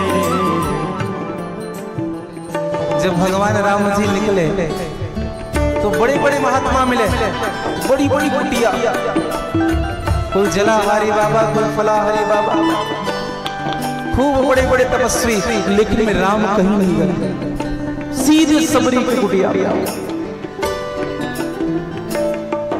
अरे निर्मल मन हो तो रघुनायक माँ सबरी घर जाते। निर्मल मन हो तो रघुनायक माँ सबरी घर जाते। सूर्य शाम के बाह पकड़ते, साग विदुर घर खाते।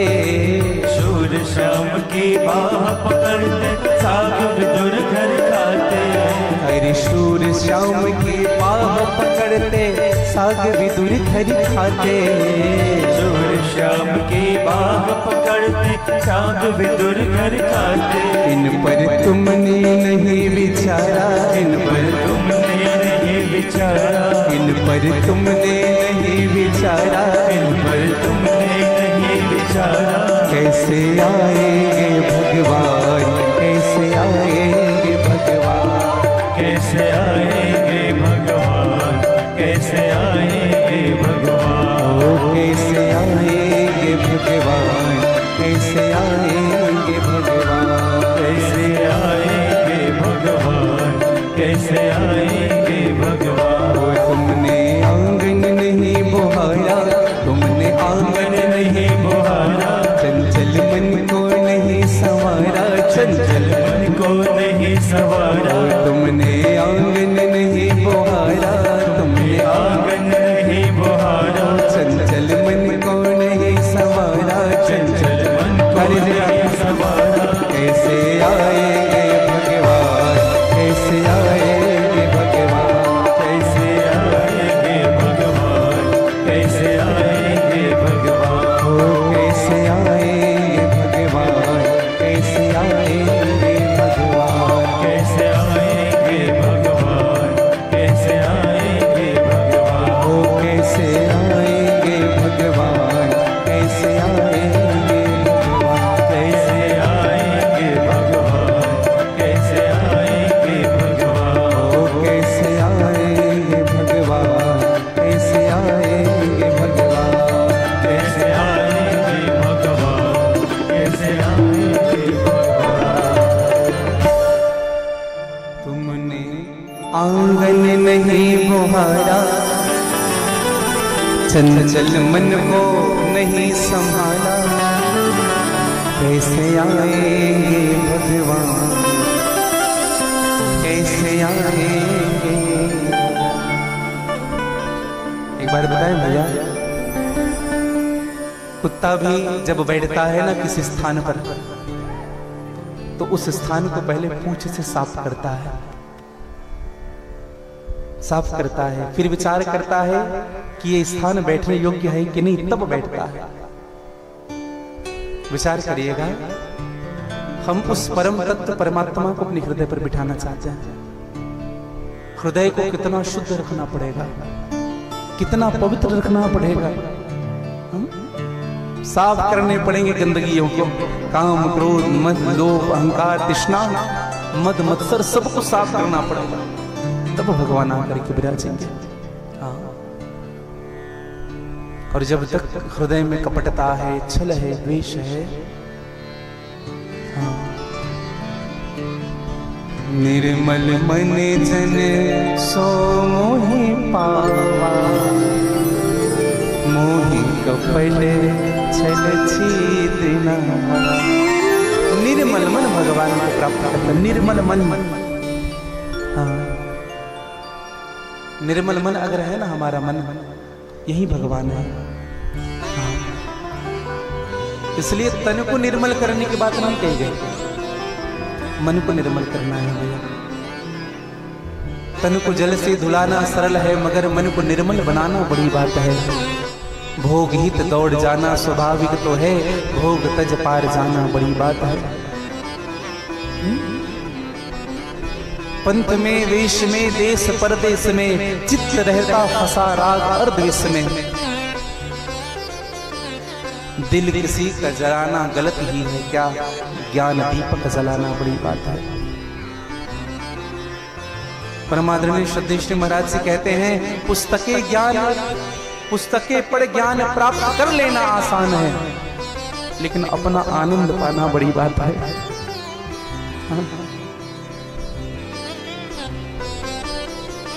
घट में राजेश आनंद भरपूर है, पाने वाला मगर दूर भी क्यों दूर है। सुन गुरु का वचन मोह की नींद को त्याग कर जाग जाना बड़ी बात है। ये जीवन में तन को धुलाना बड़ी बात नहीं, मन को निर्मल बनाना बड़ी बात है। क्योंकि किसी को भगवान तन से नहीं मिलेंगे भैया। अगर हमने भगवान को प्राप्त किया है तो मन से ही प्राप्त किया है। तो निवेदन करूं, सुखदेव जी महाराज कहते हैं कि परीक्षित, भगवान ने गजेंद्र का उद्धार किया। भगवान ने दुर्वासा ऋषि के आगमन पर अपने गले की हार दुर्वासा जी को दे दी। एक दिन दुर्वासा जी पधारे, बैकुंठनाथ का दर्शन किया। दुर्वासा जी ने अपने गले का हार भगवान ने दुर्वासा जी के गले में पहना दिया और दुर्वासा जी उस हार को लेकर के चले गए। एक निवेदन करूं, भगवान ने हार दिया और हार, कुछ लोग हार को ही माला समझ लेते। माला और हार में दोनों में अंतर है। समझिएगा, हार किसे कहते हैं और माला किसे कहते हैं। हार किसे कहते हैं, जैसे क्षत्रिय जी ने हमें ग्रीवा से कंठ से लेकर के कमर तक जो आ रहा है उनको हम हार कहेंगे। और माला किसे कहते हैं भैया, जो कंठ से लेकर के चरणों तक जाए। भगवान श्री कृष्ण को वैजयंती की हम माला कराते हैं। वरहा पीडम नटवर बहु कर्णयो कर्णिकारंभ विभ्रत वासा कनक कपि संवैजयंती च मालाम। माला, इसलिए आप देखेंगे जितने खड़े भगवान मिलेंगे आपको, उन सबको जब माला धारण कराया जाता है तो माला कैसे पहनाते हैं, गले से लेकर के चरणों तक। आप चाहे जगन्नाथ चले जाएं, चाहे तिरुपति बालाजी चले जाएं, ये अन्य भगवान के जितने खड़े वाले विग्रह स्वरूप भगवान, और यही नियम है। जैसे हमारे ठाकुर जी विराजित हैं, बैठे हैं, तो ये ठीक है, क्योंकि कहीं ना कहीं चरण स्पर्श हो रहा है। प्रयास यही करना चाहिए। माला धारण हम भगवान को करा रहे हैं। और हार किसे कहते, एक व्यक्ति पूछ रहे थे, महाराज जी हार क्यों पहनाया जाता है, क्यों हार पहनाते हैं। एक विशेष निवेदन करूं, इसको अन्यथा मत लीजिएगा।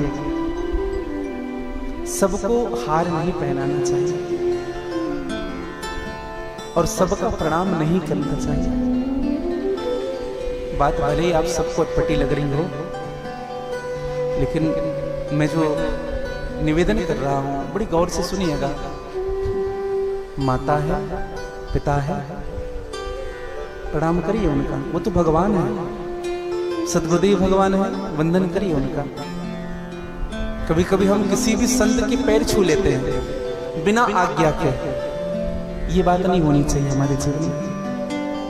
हाँ। प्रयास करिए, वैष्णव परंपरा भी यही है, प्रयास करिए संतों का अभिवादन दूर से करें, दूर से।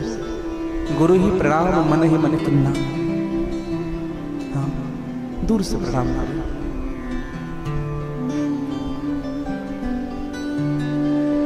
और प्रणाम भी कर रहे हैं ना भैया, ऐसे नहीं करना चाहिए, ऐसे प्रणाम करना चाहिए।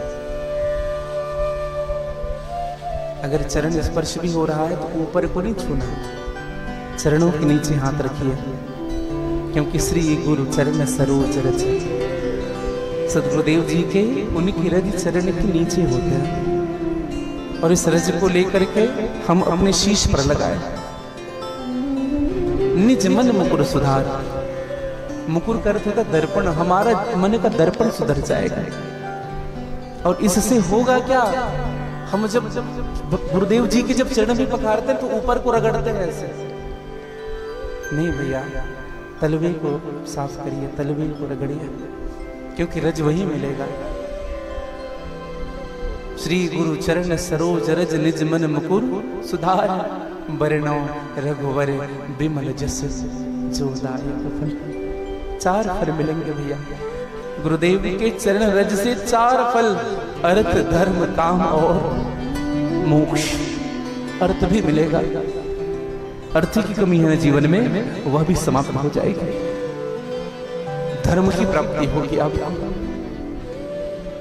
काम की प्राप्ति होगी, कामना ही नहीं रहेगी जीवन में ईश्वर के अलावा, और जो कामना होगी भगवान उनको पूर्ण करते जाएंगे। और अंत भाव है मोक्ष। मोक्ष का से क्या? मोक्ष है इति मोक्षः। गुरुदेव जी की शरणागति मिल गई, गुरुदेव जी के वचन मिल गए ना, तो आपके जो मन की जो कई प्रकार के प्रश्न है ना, वो सब समाप्त हो जाएंगे। मोह का क्षय हो जाना ही मोक्ष है। निवेदन करूं, मरने के बाद मुक्ति नहीं होती। मरने के बाद केवल 2 ही काम होता है, एक 10 गात्र, दूसरा 13वीं। मरने के बाद कोई मुक्ति मुक्ति नहीं होती। जो व्यक्ति जीते जी मुक्त नहीं हो पाया, वो मरने के बाद क्या खाक मुक्त होगा? जीते जी अधर्म करता रहा, मरने के बाद क्या देवता बन जाएगा? बिल्कुल गलत बात। इसलिए जीते जी भी मोह का क्षय हो जाए तो आपको मोक्ष मिल गया, समझिएगा भैया।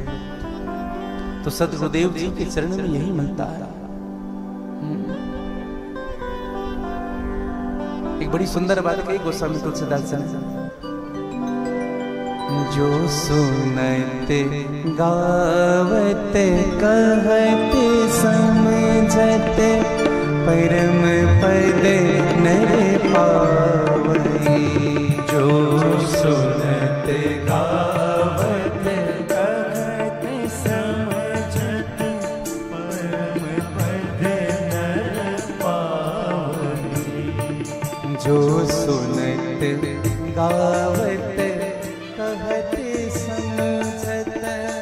परम पद नर पावई।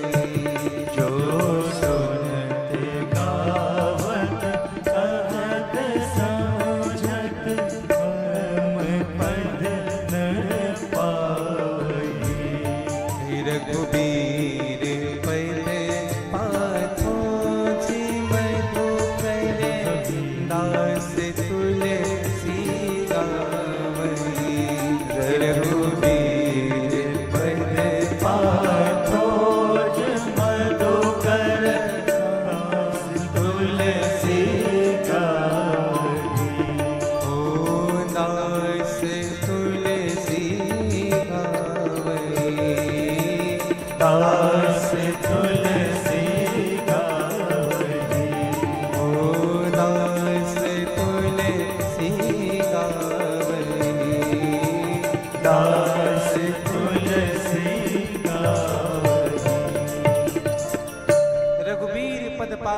मधुकर दास तुलसी गाओ। देखो भैया, जो चरण के जो धूली होते हैं उनको रज कहते हैं। सुनिएगा ध्यान से। और रज जब झड़ जाए ना, तो भी चरणों में कुछ चिपके हुए और अवशेष होते हैं, जिनको हम पाथोज कहते हैं। चरण से भी अगर कोई सूक्ष्म कण होता है तो उसको पाथोज कहते हैं। गोस्वामी तुलसीदास जी ने भगवान के चरणों की रज की वंदना तो की, लेकिन भगवान राम के पाथोज की वंदना की। पाथोज। दुर्वासा जी को हार मिला, दुर्वासा जी ने उस हार को इंद्र को दे दिया, और इंद्र ने उस हार की कीमत नहीं समझे, अपने हाथी पर रख दिया, और वही हार नीचे गिर गया, हाथी के पैर में कुचला गया। और भैया दुर्वासा जी को बड़ा बुरा लगा। दुर्वासा जी ने श्राप दे दिया, जा तू श्रीहीन हो जा। एक निवेदन करें, संत महात्मा हमें अगर कोई वस्तु भी दे रहे हैं, अगर एक पुष्प भी आपको अगर उठा करके दे दिए तो उसको संभाल करके रखिएगा। हाँ, पुष्प अगर दे रहे हैं एक भी, तो उनको ऐसा नहीं कि हम हार मिला तो बेटा इसको पकड़ो, तो रख दिया, वही रख दिया। निवेदन करो, कुछ भी वस्तु आपको मिली है आप बहुत संभाल करके रखिए, क्योंकि संतों की दृष्टि अभेद होती है, दूरदृष्टा होते हैं संत। क्या पता एक हार से आपकी जिंदगी ही बदल जाए, क्या पता एक वस्तु जो प्रदान की गई उसकी कृपा ऐसी हो जाए जितनी समस्याएं चल रही है उन्हीं का निराकरण सूत्र के रूप में तुम्हें वस्तु मिला हो। कदर करिएगा भैया। इंद्र ने कदर नहीं की, श्री माला की। इंद्र को श्रीहीन होना पड़ा, बलहीन होना पड़ा, धनहीन होना पड़ा। हाँ, अरे भैया धीरे धीरे करके इंद्र की संपत्ति क्षीण होती गई, और जब इंद्र की संपत्ति क्षीण होती गई तो वह संपत्ति गई कहां? बोले समुद्र में। और कथा ऐसी आती है, तभी समुद्र मंथन हुआ, और समुद्र मंथन में भगवान ने मुनि का रूप धारण किया है और समस्त जगत को सुख प्रदान किया। बोले मोहनी भगवान की जय। समुद्र मंथन के बाद देवासुर संग्राम हुआ। आप सबको कथा विदित है, मैं संक्षिप्त में निवेदन करूं। समुद्र मंथन हुआ, अमृत का घड़ा लेकर के धनवंतरी बाहर निकले। उस धनवंतरी के पीछे सभी राक्षस दौड़े, देवता दौड़े। भगवान ने मोहिनी का रूप बनाया। बड़ी प्रसिद्ध कथा है, दानवों को एक लाइन में और देवताओं को एक लाइन में बिठाया गया और अमृत पिलाई गई। पहले देवताओं को पिलाया गया, सूर्य चंद्रमा के मध्य में जाकर के राहु ने बैठ कर अमृत पान कर लिया। भगवान ने चक्र सुदर्शन के गले काट दिया, देवासुर संग्राम छिड़ गया। भगवान ने राहु के गले काटे, इंद्र ने बलि का गला काटा। कथा ऐसी आती है कि भगवान ने राहु के साथ 5 के और गले काटे थे। किनके? माली, सुमाली और माल्यवंत। रावण के जो तीनों नाना थे ना, उनकी भी मस्तक कटे थे देवासुर संग्राम में। एक का और मस्तक कटा, किनका? कालनेमी का। समझिएगा, कालनेमी के भी मस्तक काटे गए। कालनेमी ने 1000 वर्ष तक से तपस्या की थी भगवान की, और जब ब्रह्मा जी ने प्रकट हुआ तब ब्रह्मा जी से वरदान मांगा। बोले प्रभु मुझे यह वरदान दीजिए कि मुझे भगवान मनुष्य बन करके आकर के समाप्त करे। और यही कालनेमी कंस हुआ आगे चल के, आदि आदि कथाएं। तो देवासुर संग्राम छिड़ा। अच्छा, ये कालनेमी कौन है? ये रावण वाला कालनेमी नहीं है, रामचरित वाला कालनेमी नहीं है भैया ये। तो ये कालनेमी कौन है? भागवत जी में इनकी कथा नहीं है। शिव पुराण के अनुसार यही कालनेमी सती वृंदा के पिता थे, जिस वृंदा का विवाह जालंधर के साथ हुआ था। हाँ, बड़े विस्तृत भाव है इनके। तो कालनेमी के मस्तक कटे, फिर से जब जीवित किया गया, शुक्राचार्य जी ने इनको संजीवनी विद्या से फिर से जीवित कर दिया। माली, सुमाली, माल्यवंत को भी संजीवनी विद्या से जीवित कर दिया। राजा बलि को भी संजीवनी विद्या से जीवित कर दिया। हाँ, और राहु को जीवित नहीं किए। क्यों? राहु तो स्वयं अमृत पान करके उनका जो गले का भाग है वो अमर हो ही चुका था। संजीवनी विद्या भगवान शिव जी ने शुक्राचार्य को प्रदान की थी। हाँ, भगवान शिव की खूब तपस्या की तो शुक्राचार्य जी ने, शिव पुराण के अनुसार। शुक्राचार्य जी से भगवान ने कहा कि मांगो क्या चाहते हैं। शुक्राचार्य ने हाथ जोड़कर कहा, प्रभु मुझे वह वरदान दीजिए जो मर जाए उनको मैं जिंदा कर सकूं। शुक्राचार्य जी से भगवान शिव ने कहा, तुम्हारा दिमाग तो ठीक है, इस संसार में सभी कार्य हो सकते हैं लेकिन किसी व्यक्ति को जिंदा नहीं किया जा सकता। जो एक बार मर जाए उनको पुनः जीवित। शुक्राचार्य जी ने कहा, प्रभु मुझे यही चाहिए। भगवान ने कहा, तथास्तु। शिव समान दाता नहीं विपत्ति विदार। भगवान शिव के समान दानी तो कोई हो ही नहीं सकते। हाँ, जो चाहोगे वो मिलेगा। तो मैं निवेदन आप सबसे कर रहा था, देवासुर संग्राम छिड़ा, बलि को पुनः जीवित किया गया। बलि ने आक्रमण किया है स्वर्ग में और स्वर्ग से देवताओं को खदेड़ करके बाहर निकाला गया। आज स्वर्ग का अधिपति बलि बना हुआ है। देवता भटकने लगे। अब जब देवता भटक रहे हैं, अच्छा विचार करिएगा, जब पुत्र जब इधर उधर भटके तो सबसे अधिक दुखी मां होती है। और देवताओं की मां कौन?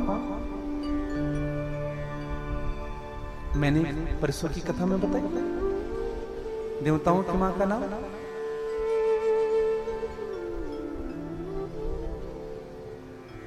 जी अदिति।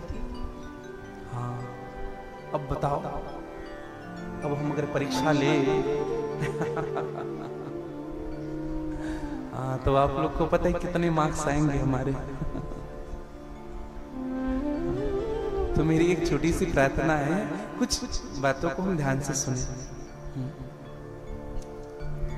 अच्छा, मैं ये नहीं कह रहा कि आपको याद नहीं, सब याद है आपको, लेकिन ऐसे समय में ना सब भूल जाता है। अकेले रहोगे ना सब याद आता है। हाँ, कभी कभी ऐसा होता है, कोई टीचर अगर पूछ दे, याद तो रहता है घर में, जैसे पूछ देना टीचर तो सब भूल जाते हैं।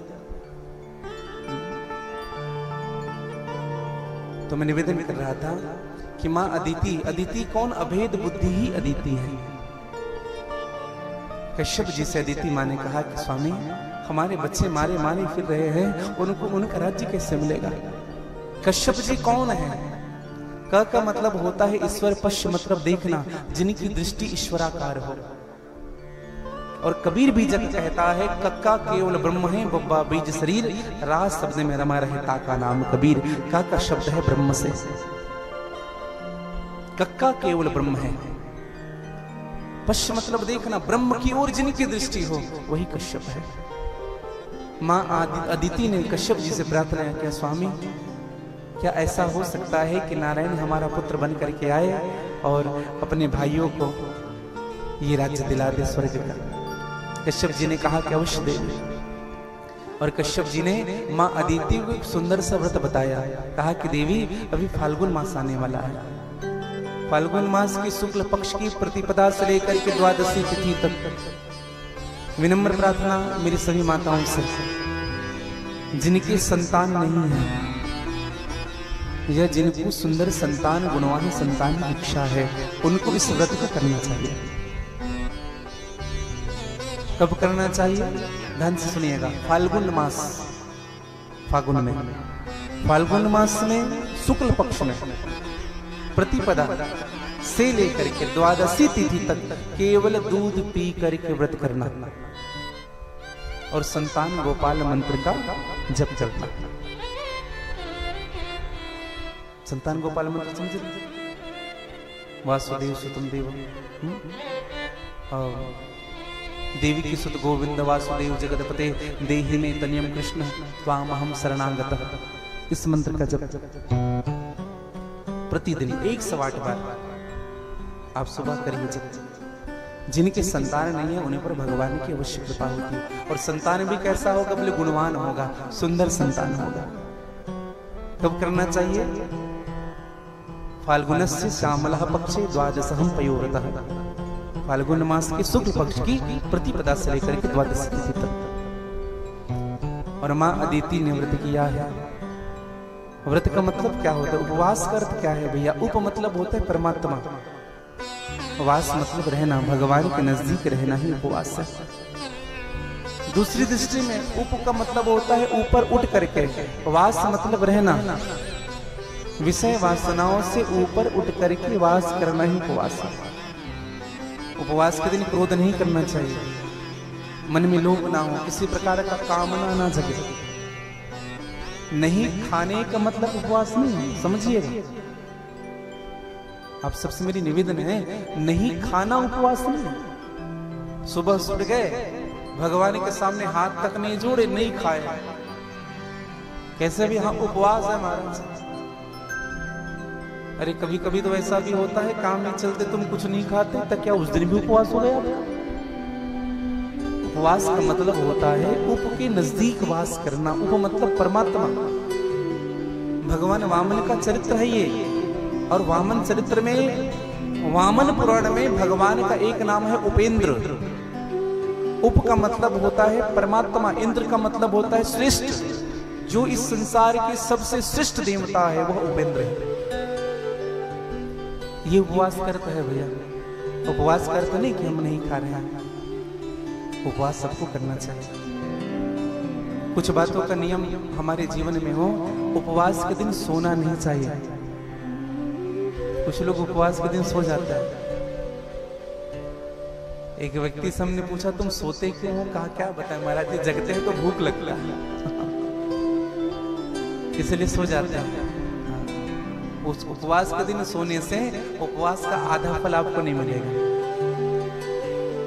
कुछ लोग बड़े चतुर होते हैं।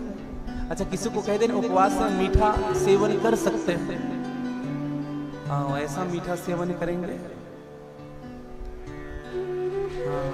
पेट भर आधा किलो कलाकंदी खा डाले तो मीठा से तो कुछ होता नहीं। एक सेठ जी से हमने पूछा, बोले सेठ जी उपवास? बोले हाँ महाराज जी उपवास रहते हैं।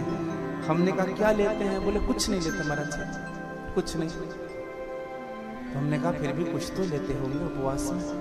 कहा सुबह उठते हैं महाराज जी, अब आपसे क्या छुपाना, हम भगवान की पूजा पाठ होती है, 8 बजे 1 किलो दूध पीते हैं बादाम डाल के 8 बजे। फिर उसके बाद तो कुछ लेना नहीं। जैसे 10-11 बजता है, बच्चे कहते हैं पिताजी दिन भर ऐसे ही रहोगे, आधा दर्जन केला, आधा किलो सेब ला देते, बस उसी को खा के। जैसे 12 बजता है, बच्चे कहते पिताजी थोड़ी बहुत जूस भी पी लिया क्या, 2-4 गिलास अनार का जूस, मौसम्बी का जूस, पाइनएप्पल कुछ तो पी ही लेते। हाँ, बच्चे लोग मखाना सेक देते हैं, काजू किशमिश सेक देते हैं। अच्छा, उसके बाद तो कुछ लेना नहीं है। हमने कहा फिर पारण, हाँ शाम को पारण करते हैं। मैंने कहा धन्य है आपका उपवास, धन्य है। और आप ऐसा नहीं। आज एकादशी है, कितना पवित्र दिन है आज। एकादशी को भगवान का जन्मोत्सव मनाया जाएगा। ये संयोग है भैया जीवन का, वो भी पाप अंशा एकादशी। व्यक्ति के सहस्र जन्म के पाप आज के दिन व्रत करने से समाप्त हो जाता है।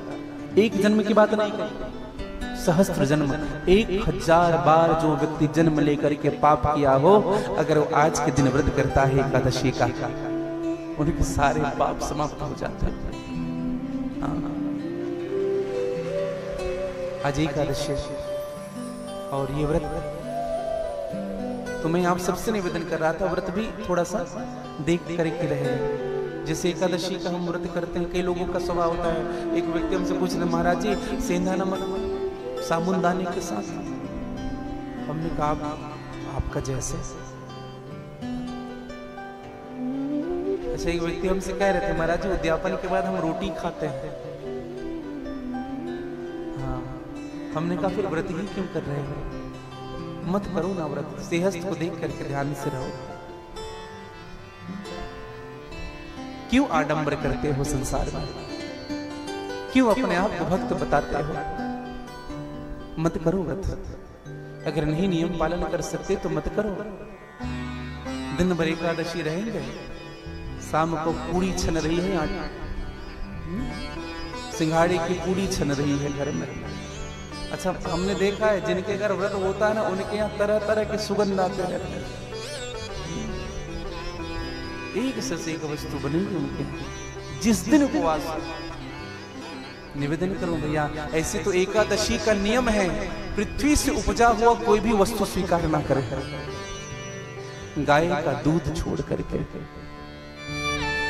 हम जो सिंघाड़े, जो तिखुर, ये जो भगर जो भी यूज कर रहे हैं, ये पृथ्वी से ही उपजा हुआ है। केवल दूध पी करके व्रत करें, ये नियम है व्रत का। एकादशी का मतलब क्या?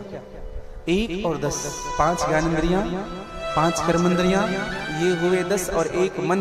इन सब को भगवान के चरणों में समर्पित करना ही एकादशी है। अगर आप गुरुमुखी हैं तो एकादशी के दिन तो कम से कम 16 माला करिए गुरु मंत्र की,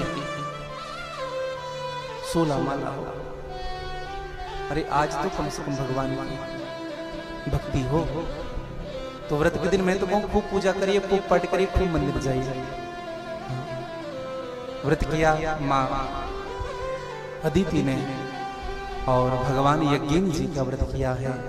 यज्ञेन यज्ञ पुरुषः अच्युतः तीर्थः श्रवण मंगलम नामधेय अपन्नालोक व्रजीनोपः समोदधा संगतः भगवान से दीननाथः।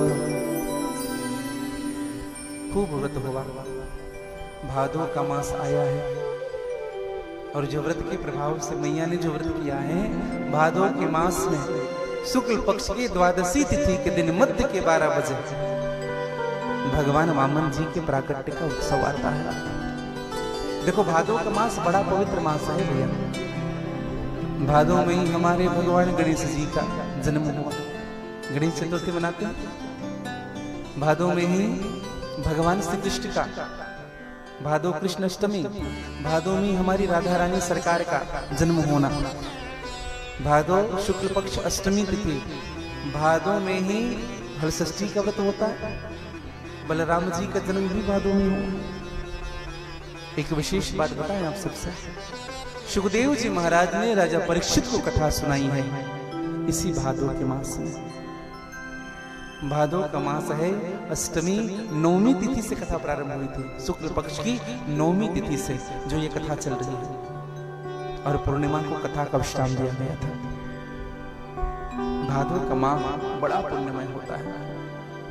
लोग कहते हैं भादो में पूजा पाठ ये नहीं करना चाहिए। सावन भादो कुमार कार्तिक भगवान सो जाते हैं।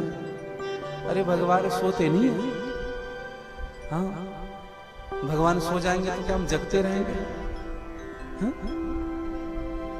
आगे कथा में आती है, भगवान ने जब बलि से कहा कि कुछ मांग लो तो भगवान से बलि ने कहा प्रभु आप मेरे साथ रहे, और भगवान ने बलि को सुतल लोक का राज्य दिया। तो 4 महीने भगवान विष्णु बलि के साथ सुतल लोक में रहते हैं। तो इस लोक में कौन रहते हैं? भगवान शिव जी से कहा प्रभु थोड़ा चार्ज आपको दे रहे हैं, 4 महीना आप चार्ज में रहना। आप कहेंगे महाराज कैसे? तो भादो में भगवान गणेश की पूजा होती है, श्रावण भादो कुमार और कार्तिक।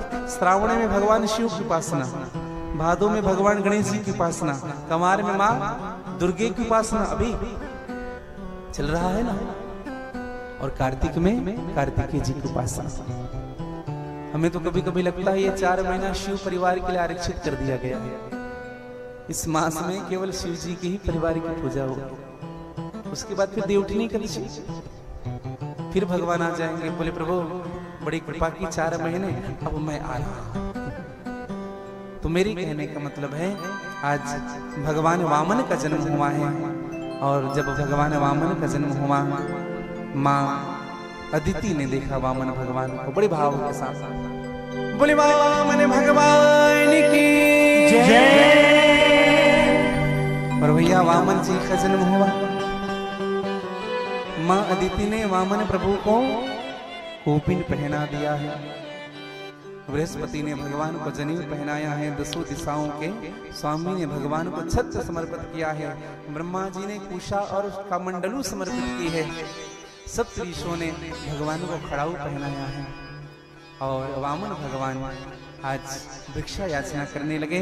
वामन भगवान को भिक्षा याचना करने के लिए आज गुरुदेव ने कहा कि बेटा कोई अच्छा कोई दाता हो उनके पास जाओ। और राजा वामन प्रभु सीधे चले हैं। बलि राजा जो है नदी के तट पर यज्ञ कर रहा है। आइए आप और हम सब वामन जी का सुंदर भाव से दर्शन करें। अच्छा भगवान है कैसे? 8 साल के हैं भगवान। घुंघराले घुंघराले बाल हैं भगवान के, घुंघराले घुंघराले बाल हैं भगवान के। शंख जैसी ग्रीवा है, मुट्ठी भर कमर है, मोती जैसे दांत है, टमाटर की तरह गाल है। इतने सुंदर भगवान, और जो भी देखते हैं भगवान को अनायास उनकी ओर मन झुक जाता है। संत कहते भी हैं वो तेरी बाकी अदाने ओ सामने टेढ़ी अदाए ओ सावरे हमें तेरा दीवाना बना दिया। गाली जगह थोड़ी आनंद और मस्ती के साथ।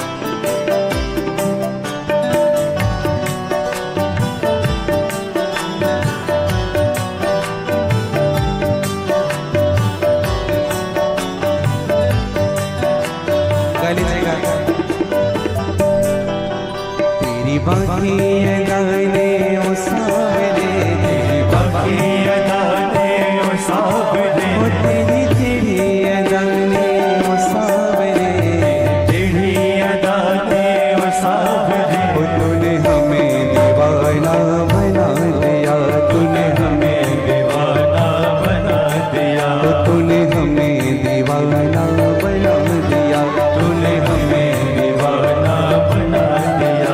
तेरी बाकी अदाने ओ सावरे, बाकी अदाने ओ सावरे, तेरी तेरी अदाने ओ सावरे, तेरी अदाने ओ सावरे, तूने हमें दीवाना बना दिया, तूने हमें दीवाना बना दिया, तूने हमें दीवाना बना दिया, तूने हमें दीवाना बना दिया। तेरी बाकी अदाने ओ सावरे, तेरी बाकी अदाने ओ सावरे, तेरी तेरी अदाने ओ सावरे, तेरी तेरी अदाने ओ सावरे, तूने हमें दीवाना बना दिया, तूने हमें दीवाना बना दिया, तूने हमें दीवाना बना दिया, तूने हमें दीवाना बना दिया। तेरी तेरी मुकुट तेरी तेरी छटा, तेरी तेरी मुकुट तेरी तेरी छटा, तेरा बाका मुकुट तेरी बाकी छटा, तेरा बाका मुकुट तेरी बाकी छटा, तूने हमें आशिक बना दिया, तूने हमें आशिक बना दिया, तूने हमें आशिक बना दिया, तूने हमें आशिक बना दिया। तेरी बाकी अदाने ओ सावरे, तेरी बाकी अदाने ओ सावरे, तेरी तेरी अदाने ओ सावरे, तेरी तेरी अदाने ओ सावरे, तूने हमें दीवाना बना दिया, तूने हमें दीवाना बना दिया, तूने हमें दीवाना बना दिया, तूने हमें दीवाना। गाली जगह बड़े भाव से तेरा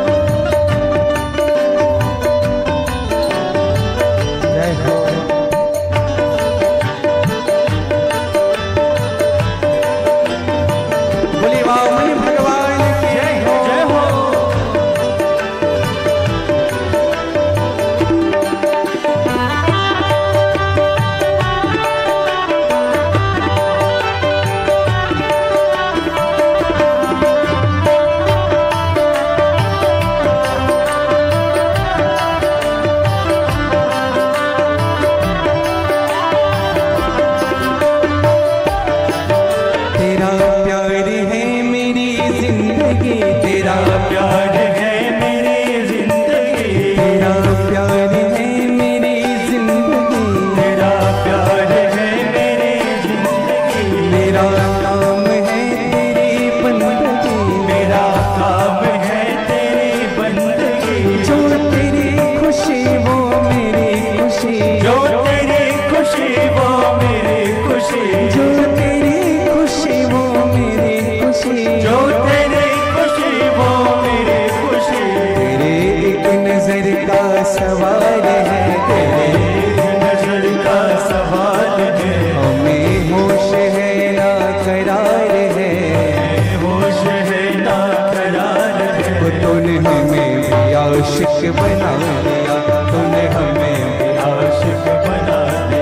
तूने हमें भी आशिक बना लिया, तूने हमें भी आशिक बना दिया। वो तेरी बाकी अदा ने वो सावरे, तेरी बाकी अदा ने वो सावरे, वो तेरी तेरी अदा ने वो सावरे, तेरी अदा ने वो सावरे। वो तूने हमें दीवाना बना दिया, तूने हमें दीवाना बना दिया, तूने हमें दीवाना बना दिया। तूने हमें दीवाना ताली से बोल भाव से। बना दिया।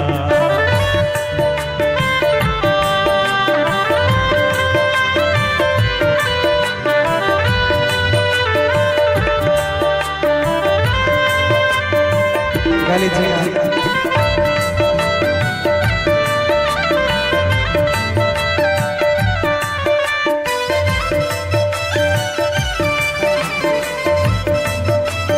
एक बार बोली जी श्री राधे। श्री राधे।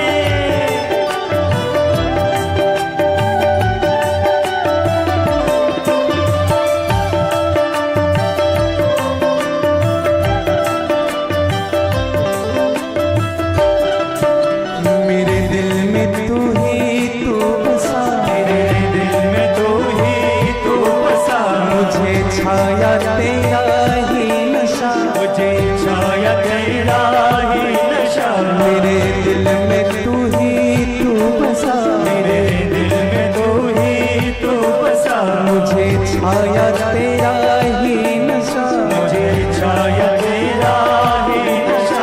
मैं जिस्म हूँ मेरी जान तू, मैं जिस्म हूँ मेरी जान तू, मैं जिस्म हूँ मेरी जान तू, मैं जिस्म हूँ मेरी जान तू। तेरा जादू जब से सवार है, तेरा जादू जब से सवार है, तो मुझे होश है ना करार है, होश है ना करार है। वो तूने हमें भी पागल बना दिया, तूने हमें भी पागल, बना दिया, वो तूने हमें भी पागल बना दिया। तूने हमें भी पागल बना दिया। तेरी बाकी अदा ने वो सावरे, बाकी अदा ने वो सावरे, वो तेरी तेरी अदा ने वो सावरे, तेरी अदा ने वो सावरे। वो तूने हमें दीवाना बना दिया, तूने हमें, दीवाना बना दिया, वो तूने हमें दीवाना बना दिया। तूने हमें दीवाना बना दिया। अच्छा कौन कौन दीवाने बन गए भगवान के? जरा हाथ ऊपर करो।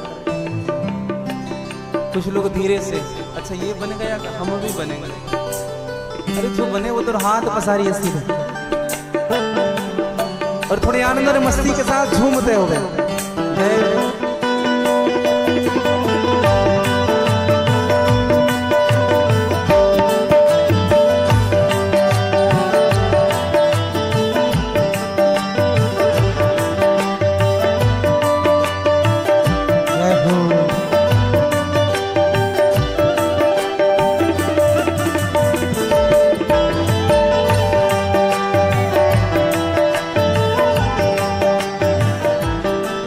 शानो एक पल चैन न आवे, शानो एक पल चैन न आवे, ओ प्रभु एक पल चैन न आवे, प्रभु एक पल चैन न आवे। सजना तेरे बिना, सजना तेरे बिना, सजना तेरे बिना, सजना तेरे बिना।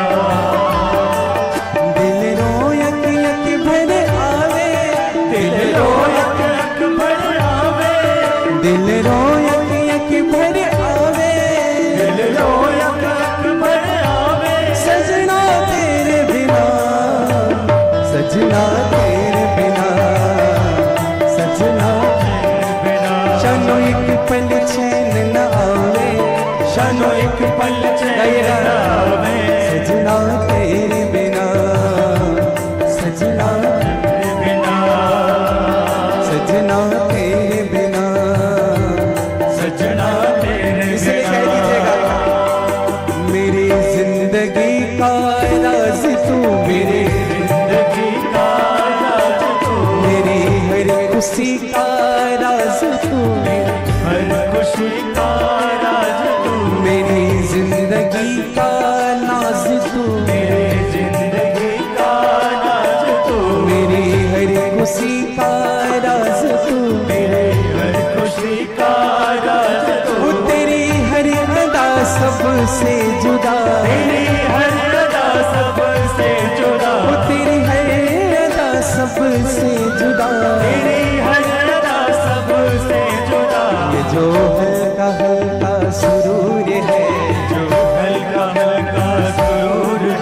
सब तेरे नजर का कसूर है, तेरे नजर का कसूर है। तूने हमें भी जीना सिखा दिया, तूने हमें भी जीना सिखा दिया, तूने हमें भी जीना सिखा दिया, तूने हमें जीना सिखा दिया। वो तेरी बाकी अदाने वो सावरे, तेरे बाकी अदाने ओ सावरे, वो तेरी टेढ़ी अदाने वो सावरे, तेरी टेढ़ी अदाने ओ सावरे, तेरी बाकी अदाने वो सावरे, बाकी अदाने ओ सावरे, वो तेरी टेढ़ी अदाने वो सावरे, टेढ़ी अदाने ओ सावरे। वो तूने हमें भी आशिक बना दिया, तूने हमें भी आशिक, आशिक बना दिया, वो तूने हमें भी आशिक बना दिया, तूने हमें भी, आशिक बना दिया, वो तूने हमें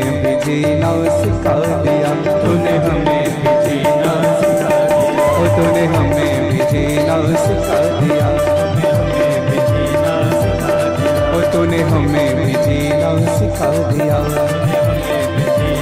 सिखा दिया, वो तूने हमें भी आशिक बना दिया, वो तूने हमें भी आशिक बना दिया। बोले बांके बिहारी लाल की जय, श्री वामन भगवान की जय। जय जय श्री राधे, जय जय श्री राधे, जय जय श्री राधे। वो तेरी बाकी अदाने ओ सावरे, तूने हमें भी जीना सिखा दिया। वामन जी का दर्शन हुआ, बलि ने जब वामन जी को देखा, विराजिएगा अपने स्थान पर, बैठ जाइएगा सभी, बैठे बैठे। श्री राम, श्री राधे, श्री राधे। ये हम सबका परम सौभाग्य है कि भगवान नारायण के 5वें अवतार त्रिविक्रम बलिबंधन भगवान दधि वामन का हम सबको दर्शन हो पा रहा है। मैं आप सबसे करबद्ध निवेदन करता हूं, व्यास की भी कुछ मर्यादाएं हैं, इस हेतु मैं सभी श्रद्धालु भक्तों से आग्रह करता हूं, सभी की इच्छा होती है मन में कि हम भी भगवान का चरण चापन करें, भगवान के चरण का वंदन करें और आकर के उनके सन्मुख अपने हृदय की बातें और अपने तरफ से जो भी समर्पण है हम उनके चरणों में अर्पित करें। मैं निवेदन करूंगा, व्यास की भी गरिमा है, आप सब तक भगवान त्रिविक्रम भगवान दधि वामन का कमंडलू आप सबके बीच में पहुंचाया जा रहा है। जिसकी भी जैसी श्रद्धा भगवान विष्णु के इस 5वें अवतार दिव्य जिसकी छटा है, आप सब उनका दिग्दर्शन करते हुए आपकी जैसी श्रद्धा उस कमंडलू में आप अर्पित करना चाहे अर्पित करेंगे। और बारंबार आग्रह रहेगा, धारा प्रवाह हम सभी इस चतुर्थ दिवस की मंगलमय कथा का आनंद ले सके, इस हेतु सभी माताएं बहनें समस्त आदरणीय जन शांतचित होकर के कथा का आप सभी आस्वादन लाभ प्राप्त करें। जय जय श्री राधे, जय जय श्री सीताराम।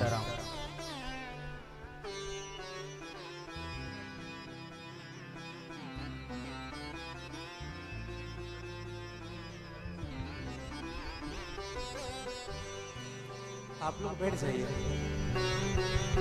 सबको बिठा दीजिएगा। सबके लिए एक नियम है, परिवार वाले जन आप सब बैठेंगे अपने स्थान पर, बैठिएगा, बिराजिएगा जल्दी।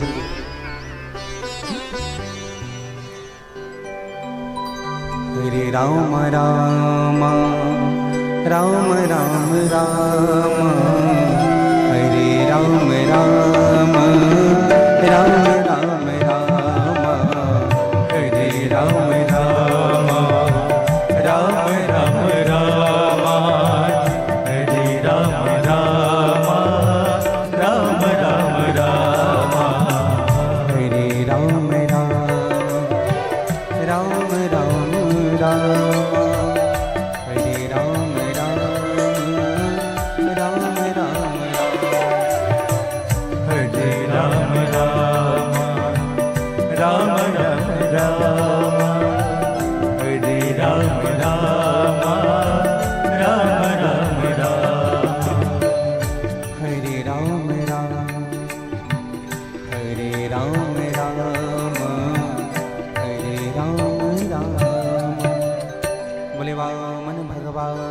की जय। तो निवेदन करो, भगवान वामन जी का आगमन बलि के यज्ञ में हुआ, बलि का यज्ञ संपन्न क्यों नहीं हो पाया? प्रार्थना करो। बलि के यज्ञ संपन्न इसलिए नहीं हो पाए क्योंकि बलि ने जब भगवान के यज्ञ प्रारंभ किए तो गणेश पुराण के अनुसार बलि ने भगवान गणेश की वंदना नहीं की थी। इसलिए भगवान गणेश को दो बात कहते हैं, भगवान गणेश जी विघ्न हरता भी है, अगर पूजा पाठ नहीं करोगे तो विघ्न करता भी है। हाँ, इसलिए भगवान गणेश के अनुसार, गणेश पुराण के अनुसार इसलिए यज्ञ संपन्न नहीं हो पाया। आज भगवान का आगमन होना, बलि ने भगवान का स्वागत किया। स्वागतम ते नमस्तुभ्यं ब्रह्माय करिवायते, ब्रह्मर्षीणां तपः साक्षात् मन्यन्ते तपोबोधनम्। स्वागतम ते नमस्तुभ्यं, स्वागत किया है भैया। और बलि ने वामन जी से कहा कि धन्य महाराज, किसी ब्राह्मण का आगमन यज्ञ में होना ये शुभ सूचक है। समझिएगा, आप कोई यज्ञ करा रहे हो घर में, चाहे छोटी से सत्यनारायण की पूजा ही करा रहे हो, अगर आपके घर कोई संत पधारे, कोई विप्र पधारे, कोई वैष्णव जन पधारे या गुरुदेव भगवान पधारे, समझ लेना भगवान ने आपको उस यज्ञ का, उस पूजन का फल पहले ही प्राप्त करा दिया, पहले ही मिल गया आपको। बलि ने कहा कि महाराज आप विप्र हैं, क्या चाहिए बोलिए। बलि ने कहा क्या चाहिए? एक निवेदन करो। वामन जी ने कहा कुछ भी नहीं चाहिए महाराज। बलि ने कहा ब्राह्मण का बेटा ऐसे ही घर नहीं आता है, कुछ न कुछ तो चाहिए आपको, मांगिए महाराज। गा कांचनम, बलि क्या कह रहे हैं? गा कांचनम गुणवत धाम पृष्ठ तथा नपे यमुना च विप्र कन्या। गा कांचनम गुणवत धाम पृष्ठ तथा नपे यमुना च विप्र कन्या, ग्रामम समृद्धम अस्तु रगाय गजाय वारथम स्पृष्टम संपतिच्छत्। क्या चाहिए? क्या चाहिए महाराज? सोने का महल बना करके दे दे, 200-400 500 गांव आपको दान कर दूं, या हीरे जवाहरात से भरा हुआ पात्र आपको दे महाराज, या हाथी घोड़े आपको हम दान करें, या आप अगर कहे यमुना च विप्र कन्या, किसी ब्राह्मणी की बेटी से, ब्राह्मण की पुत्री से आपकी शादी करा दे महाराज। क्या चाहते हैं? वामन जी ने कहा ये कुछ भी नहीं चाहिए। तो क्या चाहिए? कहा भैया संध्या वंदन करता हूं मैं प्रतिदिन, खुद की जमीन नहीं होती तो मैं संध्या में जब भूल जाता हूं तो मालिक आकर कहता है, ए बाबा उठो यहां से, चलो दूसरी जगह बैठो। खुद की जमीन नहीं है मेरी, इसलिए संध्या करने में बड़ी दिक्कत होती है, खुद की जमीन हो जाती है। बलि ने कहा महाराज फिर ये बगल वाला 4 गांव आपका होगा चाहिए। वचन दे रहे हैं 4 गांव। बलि ने कहा 4 गांव की जरूरत नहीं है महाराज, 3 पग भूमि चाहिए, और वो भी अपने पैर से नापूंगा।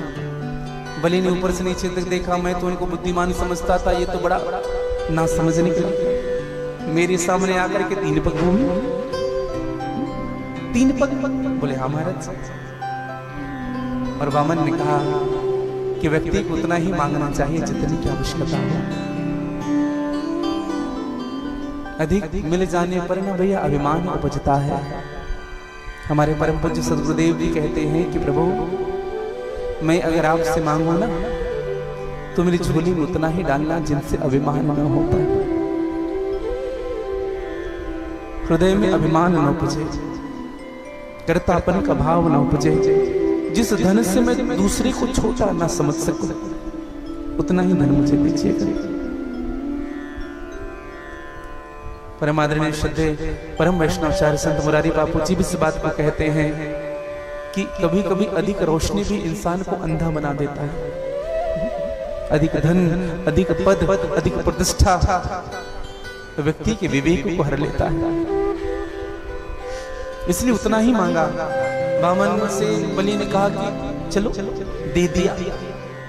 बामन जी ने कहा ऐसे नहीं महाराज, बिना संकल्प के ब्राह्मण कुछ भी नहीं लेता है, क्या पता बीच में मुकर जाए तो क्या होगा। हाँ, इसलिए संकल्प करना पड़ेगा, संकल्प करना जरूरी है बूढ़े। हाँ महाराज, और ये संकल्प करना जरूरी भी है भैया। आप सबसे भी मेरी प्रार्थना है, अगर हम कोई भी दान करते हैं किसी श्रेष्ठ ब्राह्मण जन को, तो संकल्प जरूर करना चाहिए। संकल्प नहीं करने से क्या होता है, पद्म पुराण कहता है, संकल्पेन बिना राजन यान्ति च्युत कुरुते नरः कुलस्य इत्तल्पकम तस्य अर्धक्षरम भवेत्। संकल्पेन बिना राजन, जो बिना संकल्प के दान करता है उनको आधा फल मिलता है। हाँ, इसलिए संकल्प करना चाहिए हमें। सुखदेव जी महाराज कहते हैं कि परीक्षित, आज बलि ने संकल्प किया, और आप सबको कथा विदित होगी भैया। बलि ने संकल्प किया, शुक्राचार्य ने रोका, लेकिन बलि नहीं माना तो शुक्राचार्य जी मक्खी बन करके घुस गए कमंडलू में। इधर भगवान ने, वामन जी ने फूल के डंठल घुसाए कमंडलू में, और शुक्राचार्य की एक आंख फूट गया। ये कथा भागवत में नहीं है, विनम्रता से प्रार्थना करूं मैं, ये कथा भागवत में नहीं मिलेगी। भागवत में तो यह है कि जब बलि ने शुक्राचार्य जी की बात नहीं मानी, तो शुक्राचार्य जी ने बलि का त्याग कर दिया। गुरु की बात नहीं मानता, जा हम तुम्हें छोड़ते हैं। और एक विशेष निवेदन यह भी करूं कि कोई भगवान भला किसी संत की आंख को क्यों फोड़ेंगे? हाँ? अच्छा, भगवान ने जयंत का आंख फोड़ा क्या? सीता चरण छोड़ चाहता भागा। एक बार जिन कुसुम सुहाए, आरण्य कांड का प्रथम, फोड़ा ना। भगवान शिव स्पष्ट लिखते हैं, एक नयन करी तजा भवानी। एक आंख, एक नयन करी, एक आंख और कर दिया। दो दृष्टि थी तो भेद दृष्टि थी, अब एक ही हो गया तो भेद दृष्टि है। हाँ, निवेदन करूं भैया। तो आज भगवान ने बलि से कहा कि ठीक है, और बलि ने मांगने के समय वामन का लिया, और मापने के समय विराट रूप ले लिया। जैसे भगवान बढ़ने लगे, पहला चरण उठाया, ऊपर के 7 लोक, भूलोक, भुवलोक, सतलोक, तपलोक, स्वरलोक, महरलोक, ब्रह्मलोक, एक पग में। बलि देख ही रहा, भगवान ने कहा तुम देखने जाओ। पुनः दूसरा पग उठाया, नीचे के 7 लोक, अतल बितल सुतल तलातल महातल सातल पाताल। 2 पग में 14 भुवन के स्वामी हो गए भगवान। अब तीसरा पग देने के लिए क्या है बलि के पास? भगवान ने बलि से कहा, बलि अब कुछ दे है तुम्हारे पास देने के लिए? बलि ने कहा कुछ नहीं प्रभु। भगवान ने कहा, बलि तू वचन हार गया है, तुमने संकल्प लिया है, और संकल्प को नहीं पूरा करोगे ना। देखो शास्त्र कहता है हम संकल्प लेते हैं इतना देंगे, अगर हम उनको नहीं दे रहे हैं तो उसी व्यक्ति के घर कुत्ता बनकर के जन्म लेना पड़ता है। इसलिए चाहिए किसी से कर्ज नहीं लेना चाहिए। आप देखेंगे कभी कभी जो कर्ज लिया होता है ना, मरने के समय अपने बच्चों को बोले बेटा उनका पैसा दे देना, उनका पैसा दे देना जिनसे तुमने लिया है। कभी नहीं भैया, स्वान बनकर के नहीं तो हमको चुकाना पड़ेगा। हाँ। सुखदेव जी महाराज कहते हैं कि परीक्षित, आज भगवान ने बलि से कहा कि अब बलि को बांधा जाए, क्योंकि वचन हार चुका है। बलि ने हाथ जोड़ लिया, बोले प्रभु क्षमा करिएगा, देने वाले के पास कुछ नहीं है, देने वाले के पास कुछ नहीं है, लेकिन देने वाला अब तक बाकी है। इसलिए प्रभु मैं अपने आप को देना चाहता हूँ, आपके तीसरे चरण को मेरे शीश पर रख दीजिए। पादम तृतीयम कुरु शिष्मे में निजम, मेरे शीश पर रखिए। और भगवान ने चरणों में शीश रखा। अच्छा विचार करिए, चरणों में ही, शीश में ही चरण क्यों रखवाए? यहाँ भी रखा सकते थे, पीठ में भी रखा सकते थे, क्यों? परमादरणीय संत डोंगरी जी महाराज भागवत रहस्य में कहते हैं कि दाता को सदैव दान करना चाहिए तो दीन बन करके करना चाहिए। दाता को अभिमान से दान नहीं करना चाहिए। शीश पर क्यों रखवाया? दातापन का भाव ना इसी बुद्धि पर उपजा है कि मैं दे रहा हूं, इसलिए रखवाया। प्रभु मेरी बुद्धि पर अपने चरण रख दीजिए ताकि बुद्धि सुधर जाए, फिर मन में कभी ये ना हो कि मैं दे रहा हूं, मैं कर रहा हूं, इसलिए रखवाया। और स्पष्ट कहा गया, देखो यह जीवात्मा ही बलि है। समझिएगा, आध्यात्मिक दृष्टि अगर देखे तो जीव आत्मा ही बलि है, परमात्मा ही वामन है। बलि शुक्र की उपासना करता है। शुक्र कौन है? अर्थात बलि संयमी है। शुक्राचार्य जिनके गुरु हैं, शुक्र की उपासना करने वाला जो संयमी हो, भगवान उन्हीं के पास आते हैं जो काम से रहित हो। और शास्त्र तो यहां तक से कहता है, शारीरिक बल से अधिक, बौद्धिक बल से अधिक ज्ञान बल से बड़ा प्रेम बल होता है भैया। प्रेम बल से भगवान को अपना बनाया जा सकता है। और बलि के सामने भगवान बिक गए। और तीसरी दृष्टि, बलि ने जब भगवान को देखा तो भगवान के स्वरूप को देख करके अपने मन का दान पहले ही कर दिया था। कितना सुंदर ब्राह्मण है। और भगवान ने 2 पग में बलि की संपत्ति भी नाप लिया, धन भी नाप लिए। तो बलि ने मन भी दे दिया, बलि ने धन भी दे दिया, अब केवल बच गया था तन। भगवान को बलि ने कहा, प्रभु मेरा दान अपूर्ण है नाथ, ये तन भी आप ले लीजिए। इसलिए तन मन धन प्रभु तेरा, क्या लागे मेरा, सब कुछ तो आपका है प्रभु, तेरा तुझको अर्पण क्या लागे। लेकिन हम जब गाते हैं ना, तन मन धन प्रभु तेरा, प्रभु क्या लागे मेरा, ऐसे गाते गाते। लेकिन हम आजकल कैसे गा रहे हैं? तन मन धन प्रभु तेरा, ये गाड़ी मेरा, तन मन धन प्रभु तेरा, ये बंगला मेरा, ये प्रॉपर्टी मेरी। हाँ, कहते कुछ है, अंदर कुछ और है। हाँ, अंदर कुछ और है भैया जीवन में। एक व्यक्ति भगवान के सामने प्रार्थना कर रहा था, प्रभु नहीं विद्या नहीं बाहुबल नहीं खर्चन को दाम। क्या कह रहा है भगवान के सामने? प्रभु न विद्या है, ना बाहु है, ना बल है, ना खर्च करने के लिए पैसे हैं। बगल में उनका मित्र था, बोले भगवान से क्यों झूठ बोल रहा है? अब जब प्रार्थना करने लगा, नहीं विद्या नहीं बाहु बल नहीं खर्च नहीं गोदाम, उनके मित्र ने कहा, प्रभु 20 लाख में बैंक में सब जानते, राम राम सब जानते हैं। भगवान से झूठ बोलता। कुछ लोग होते भी वैसे ही मिलेंगे। हाँ। अच्छा, कुछ लोग इतने मोही होते हैं। हाँ? कुछ लोग, एक व्यक्ति मंदिर गया भगवान का, तो मंदिर जब गया तो चप्पल ऐसी जगह उतारा, मंदिर तो चला गया लेकिन चप्पल ऐसी जगह उतारा जहां से भगवान भी दिखे और चप्पल भी। तो इधर प्रार्थना करता था, तुम्हें माता च पिता तुम्हें वो बंधु च सखा।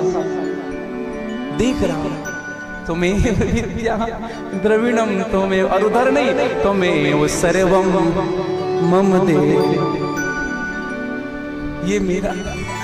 और एक मजे की बात बताएं, उस दिन जब मंदिर से बाहर निकला चप्पल गोल हो गया उनका।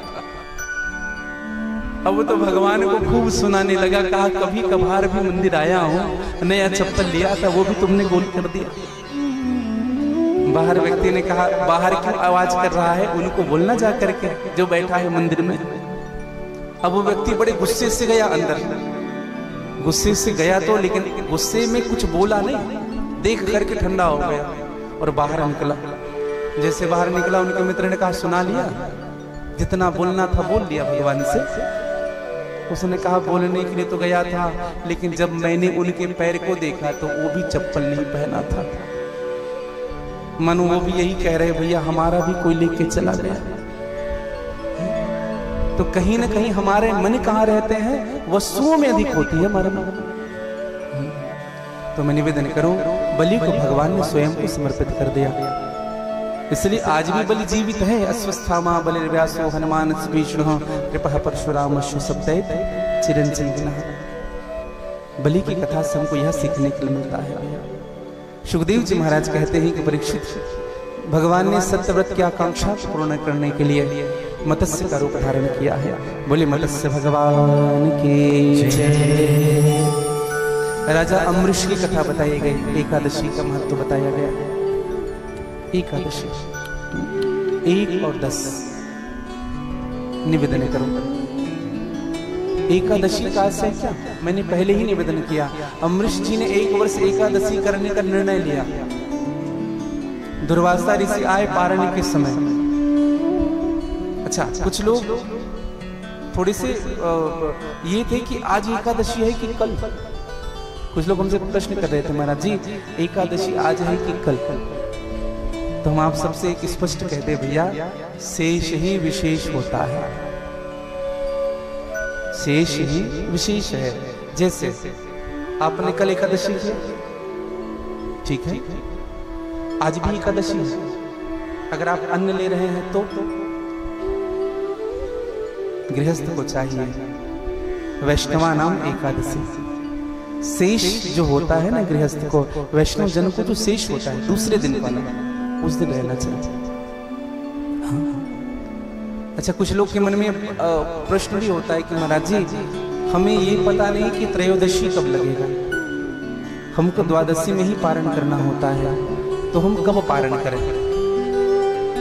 तो मैं निवेदन करूं, परम आदरणीय परम शुद्ध श्री मलूक पीठ वाले श्री राजेंद्र दास जी देवाचार्य जी महाराज की वाणी में आप सबसे निवेदन करना चाहूंगा। महाराज श्री ये बात कह रहे थे, अभी हमने उनसे निवेदन किया था, वृंदावन गए थे तो जो एकादशी रहते हैं कई प्रकार के प्रश्न होते रहते हैं। तो महाराज जी ने कहा था, बेटा सुबह उठ करके जब हम ठाकुर जी को स्नान कराते हैं तो जो चरणामृत तुलसी दल के साथ हम लेते हैं, द्वादशी का पारण इन्हीं को समझो। शास्त्र भी कहता है, अभ्यासा केवले नाथ करिष्ये व्रत पारायणं। अगर हम तुलसी का दल और चरणामृत अगर ले रहे हैं प्रातः, यह भी पारण ही कहलाएगा। शास्त्र कहता है हम अगर कोई भी व्रत कर रहे हैं दूसरे दिन पारण करना है, अगर आप भगवान के चरणामृत तुलसी का दल ले रहे हो तो आपके पारण में किसी प्रकार का दोष नहीं हो सकता, क्योंकि भगवान के चरणामृत और तुलसी का दल उस दोष को समाप्त कर देता है। मेरे भाई, वैष्णव परंपरा भी यही है, हम समस्त वैष्णव जन की परंपरा भी यही है, पारण की तुलसी के दल और चरणामृत समृद्ध को। चावल खा के नहीं तोड़ते, हाँ, चावल पूरी हलवा खा के पारण को नहीं, हम चरणामृत और तुलसी का दल लेकर के पारण तोड़ते हैं। हाँ, और ये नियम होना चाहिए आप और हम सबके जीवन में। जितने वैष्णव परंपरा के निर्वाहक हैं उन सबके जीवन में भाव होना चाहिए, और जितने गृहस्थ हैं उन सबके जीवन में होना चाहिए। तो मैं निवेदन कर रहा था, अम्बरीश ने एकादशी का व्रत किया, त्रयोदशी लगने वाला है, दुर्वासा ऋषि को आने में विलंब हुआ और अम्बरीश जी ने महात्माओं से पूछा, महाराज क्या करें। तो महात्माओं ने कहा कि तुलसी का दल और चरणामृत ले लो। अम्बरीश जी ने लिया, दुर्वासा जी बिगड़ गए, आ करके कहा कि तुमने पारण पहले ही कर लिया, कृत्या को प्रकट किया, क्या उस अम्बरीश को समाप्त कर दो। और भगवान विष्णु ने अपने चक्र सुदर्शन से कृत्या को समाप्त किया है। अम्बरीश के वचनों को सुन करके आज भगवान के क्रोध दुर्वासा की ओर हुआ। दुर्वासा को भी चक्र सुदर्शन समाप्त करना चाहता है। अम्बरीश ने हाथ जोड़ा, प्रभु संत को समाप्त मत कर, संत का अंत अच्छा नहीं है। हाँ? हम हिंदू धर्म में सबसे कमी यही है, सबसे कमी यही है। कोई मुस्लिम भाई बहन कभी अपने मौलाना का बुराई नहीं करते। हाँ, ये नकली मौलाना है तो ये असली मौलाना है, तो ये हो गया तो ये हो गया।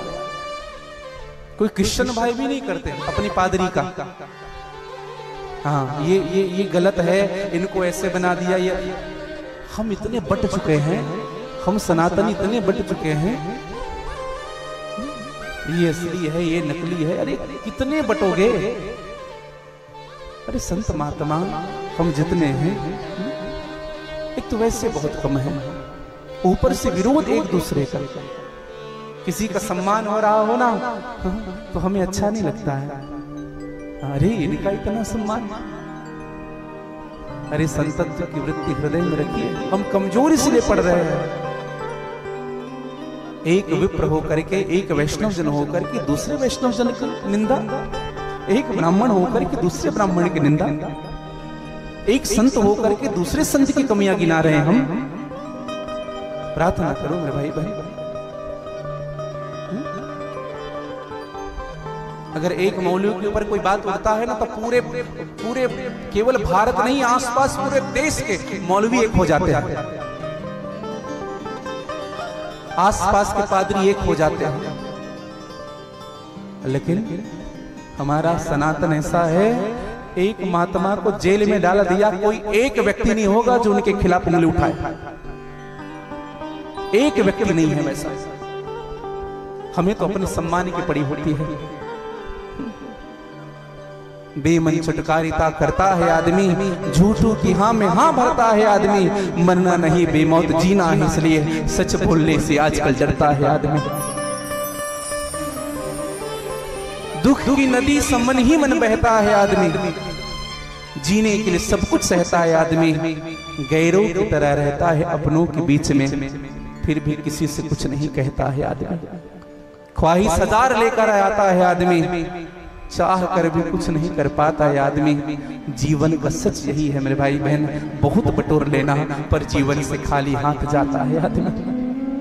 कुछ नहीं मिलेगा जीवन में। अगर आप अपने सनातन की रक्षा नहीं कर पाए तो कोई आपकी रक्षा नहीं करेगा।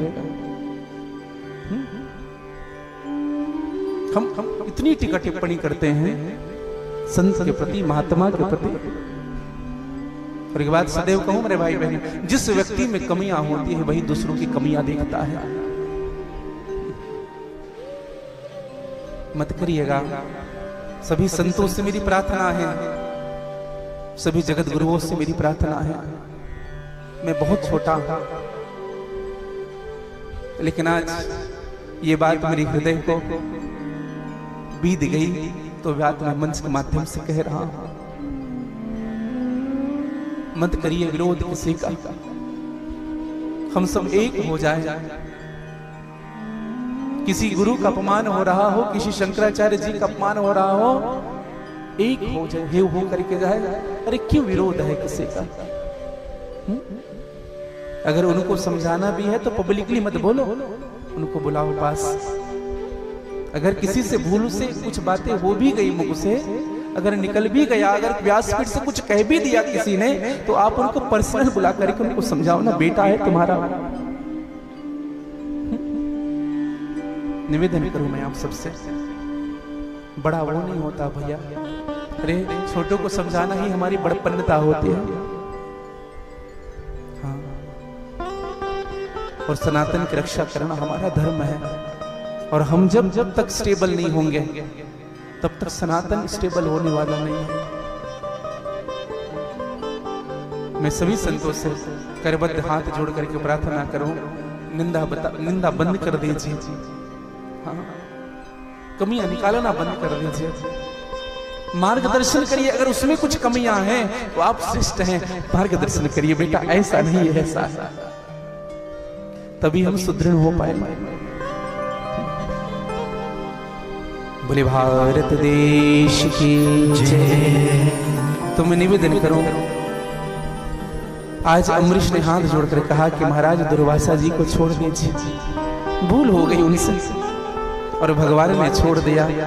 देखो, भगवान अपना अपमान सह सकते हैं, लेकिन किसी संत का अपमान हो रहा भगवान नहीं सह सकते।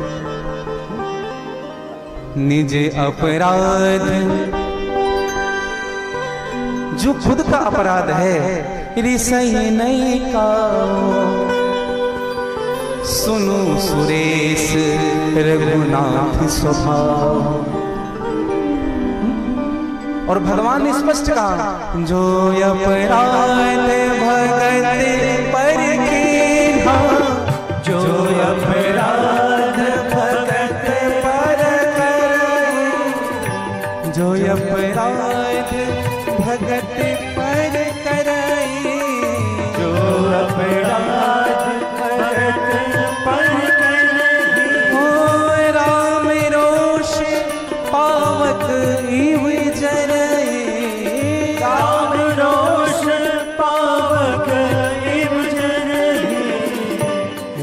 रोष पावक इव जरई, राम रोष पावक इव जरई, जो अपराध भगत पर करई, जो अपराध भगत पर करई, जो अपराध भगत पर करई, जो अपराध भगत पर करई। भक्तों के प्रति अपराध ना हो, इस बात का ध्यान रखें। सच्चे संत का अपराध मत करना भैया। अच्छे लोग और सच्चे संत ना बहुत बाद में समझ आते हैं, पहले समझ में नहीं आते। मैं निवेदन करूं, आज भगवान ने अमरीश को अपना भक्ति प्रदान किया। सुखदेव जी महाराज कहते हैं आगे सूर्यवंश का निरूपण हुआ। सूर्यवंश में राजा सगर हुए। सगर के पुत्र अंशुमान, अंशुमान से दिल्ब से भागीरथी, भागीरथी से खटवांग दीर्घबाहु, ऐसे वंशज हुए। कई वर्षों के बाद राजा अज हुए। राजा अज के एक भी संतान नहीं है। एकदम संक्षिप्त में राम कथा है भैया, भागवत जी में 9वें स्कंद में 72 श्लोकों से एकदम संक्षिप्त में राम कथा। राजा अज के संतान नहीं थे। एक दिन राजा अज ने यज्ञ किया और यज्ञ जब पूर्ण हुआ तो दक्षिणा ले जाकर के देने लगे वशिष्ठ जी को। वशिष्ठ जी ने कहा कि राजन ये तुम्हारी दक्षिणा मैं नहीं लूंगा। क्यों नहीं लोगे महाराज? कहा कि ये तुम्हारी कमाई नहीं है, ये तुम्हारी दक्षिणा, ये तो तुम्हारे प्रजा की संपत्ति है। तुम क्या कमाया है? तुमने अपने से क्या कमाया है जो मुझे दक्षिणा दे रहे हो? मेरे भाई बहन, राजा अज ने उसी समय राज मुकुट उतार दिया, वस्त्र वलकल उतार दिया, राजसी वलकल, और चले गए जंगल लकड़ी काटने के लिए। ध्यान से सुनिएगा। लकड़ी काट करके कुछ चंद सिक्के लेकर के आए, वशिष्ठ जी को चरणों में डाल दिया, कहा गुरुदेव ये आपकी दक्षिणा है। वशिष्ठ जी उनको अपने साथ लेकर के आ गए। वशिष्ठ जी की पत्नी है जिनका नाम है अरुंधति। अरुंधति को सिक्के को दिया, कहा कि ये दक्षिणा मिली हमें यज्ञ का। अरुंधति ने कहा शर्म नहीं आई राजा को दक्षिणा देते हो? इतना बड़ा यज्ञ करवाया, चंद सिक्के पकड़ा दी। हाँ, अच्छा दक्षिणा कैसे करना चाहिए? निवेदन करो। गुरु को ऐसा चाहिए कि शिष्य से कुछ न ले। गुरु को ऐसा चाहिए कि शिष्य से कुछ न ले, और शिष्य को ऐसा चाहिए कि गुरु को सब कुछ दे। एक के मन में न लोभ होना चाहिए, लोभ न जगे, और सामने वाला कृपण नहीं होना चाहिए। राजा अज ने चंद सिक्के दिए, वशिष्ठ जी ने ला करके दिया और उस चंद सिक्के को फेंक दिया। अरुंधति ने, उनकी पत्नी ने, इस चंद सिक्के को हम रख के क्या करेंगे? कथा ऐसी आती है भैया, जिस स्थान पर उस सिक्के को फेंका गया था वह स्थल चमकने लगा था, अयोध्या का। राजा अज को पता चला, वहां की खुदवाई कराई गई। खुदाई करो। जब खुदाई किया गया तो एक सुंदर रथ बाहर आया। एक रथ बाहर आया, फिर थोड़ी खुदाई की, फिर दूसरा रथ बाहर आया, फिर खुदाई की, तीसरा रथ बाहर आया। ऐसे करते करते 9 रथ बाहर आ गए। कहा कि महाराज ऐसा लग रहा है एक और रथ अंदर है। और इस रथ की विशेषता क्या है? बोले स्वर्ण का रथ है ये, सूर्य की पताका लगी हुई है। और जब उस 10वें नंबर के रथ को बाहर निकाला तो उसमें एक जीवित बालक था, पीत वस्त्र से लपटा हुआ, और वह भी जीवित बालक। रोने लगा बालक बाहर आकर के। अज ने कहा धन्य है मेरा जीवन, धन्य है, आज भगवान ने मुझे इस बालक को प्रसादी के रूप में दे दिया। 10वें नंबर के रथ से निकला वो बालक, इसलिए उस बालक का नाम ही दशरथ रख दिया गया।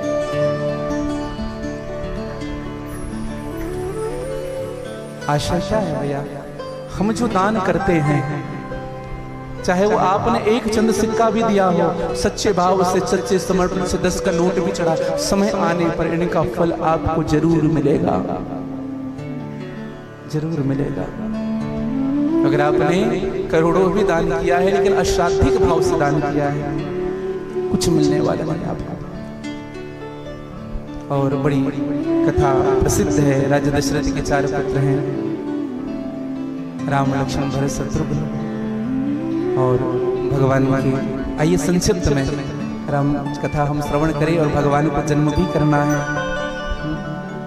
भगवान राम का जन्म होना और भगवान राम लक्ष्मण भरत शत्रुघ्न, राम और लक्ष्मण को विश्वामित्र जी के द्वारा ले जाना, एक ही बाण प्राण हर लेना, दीन जान गणेश बद दिन्हा, ताड़का कवध होना, यज्ञ की रक्षा हुआ।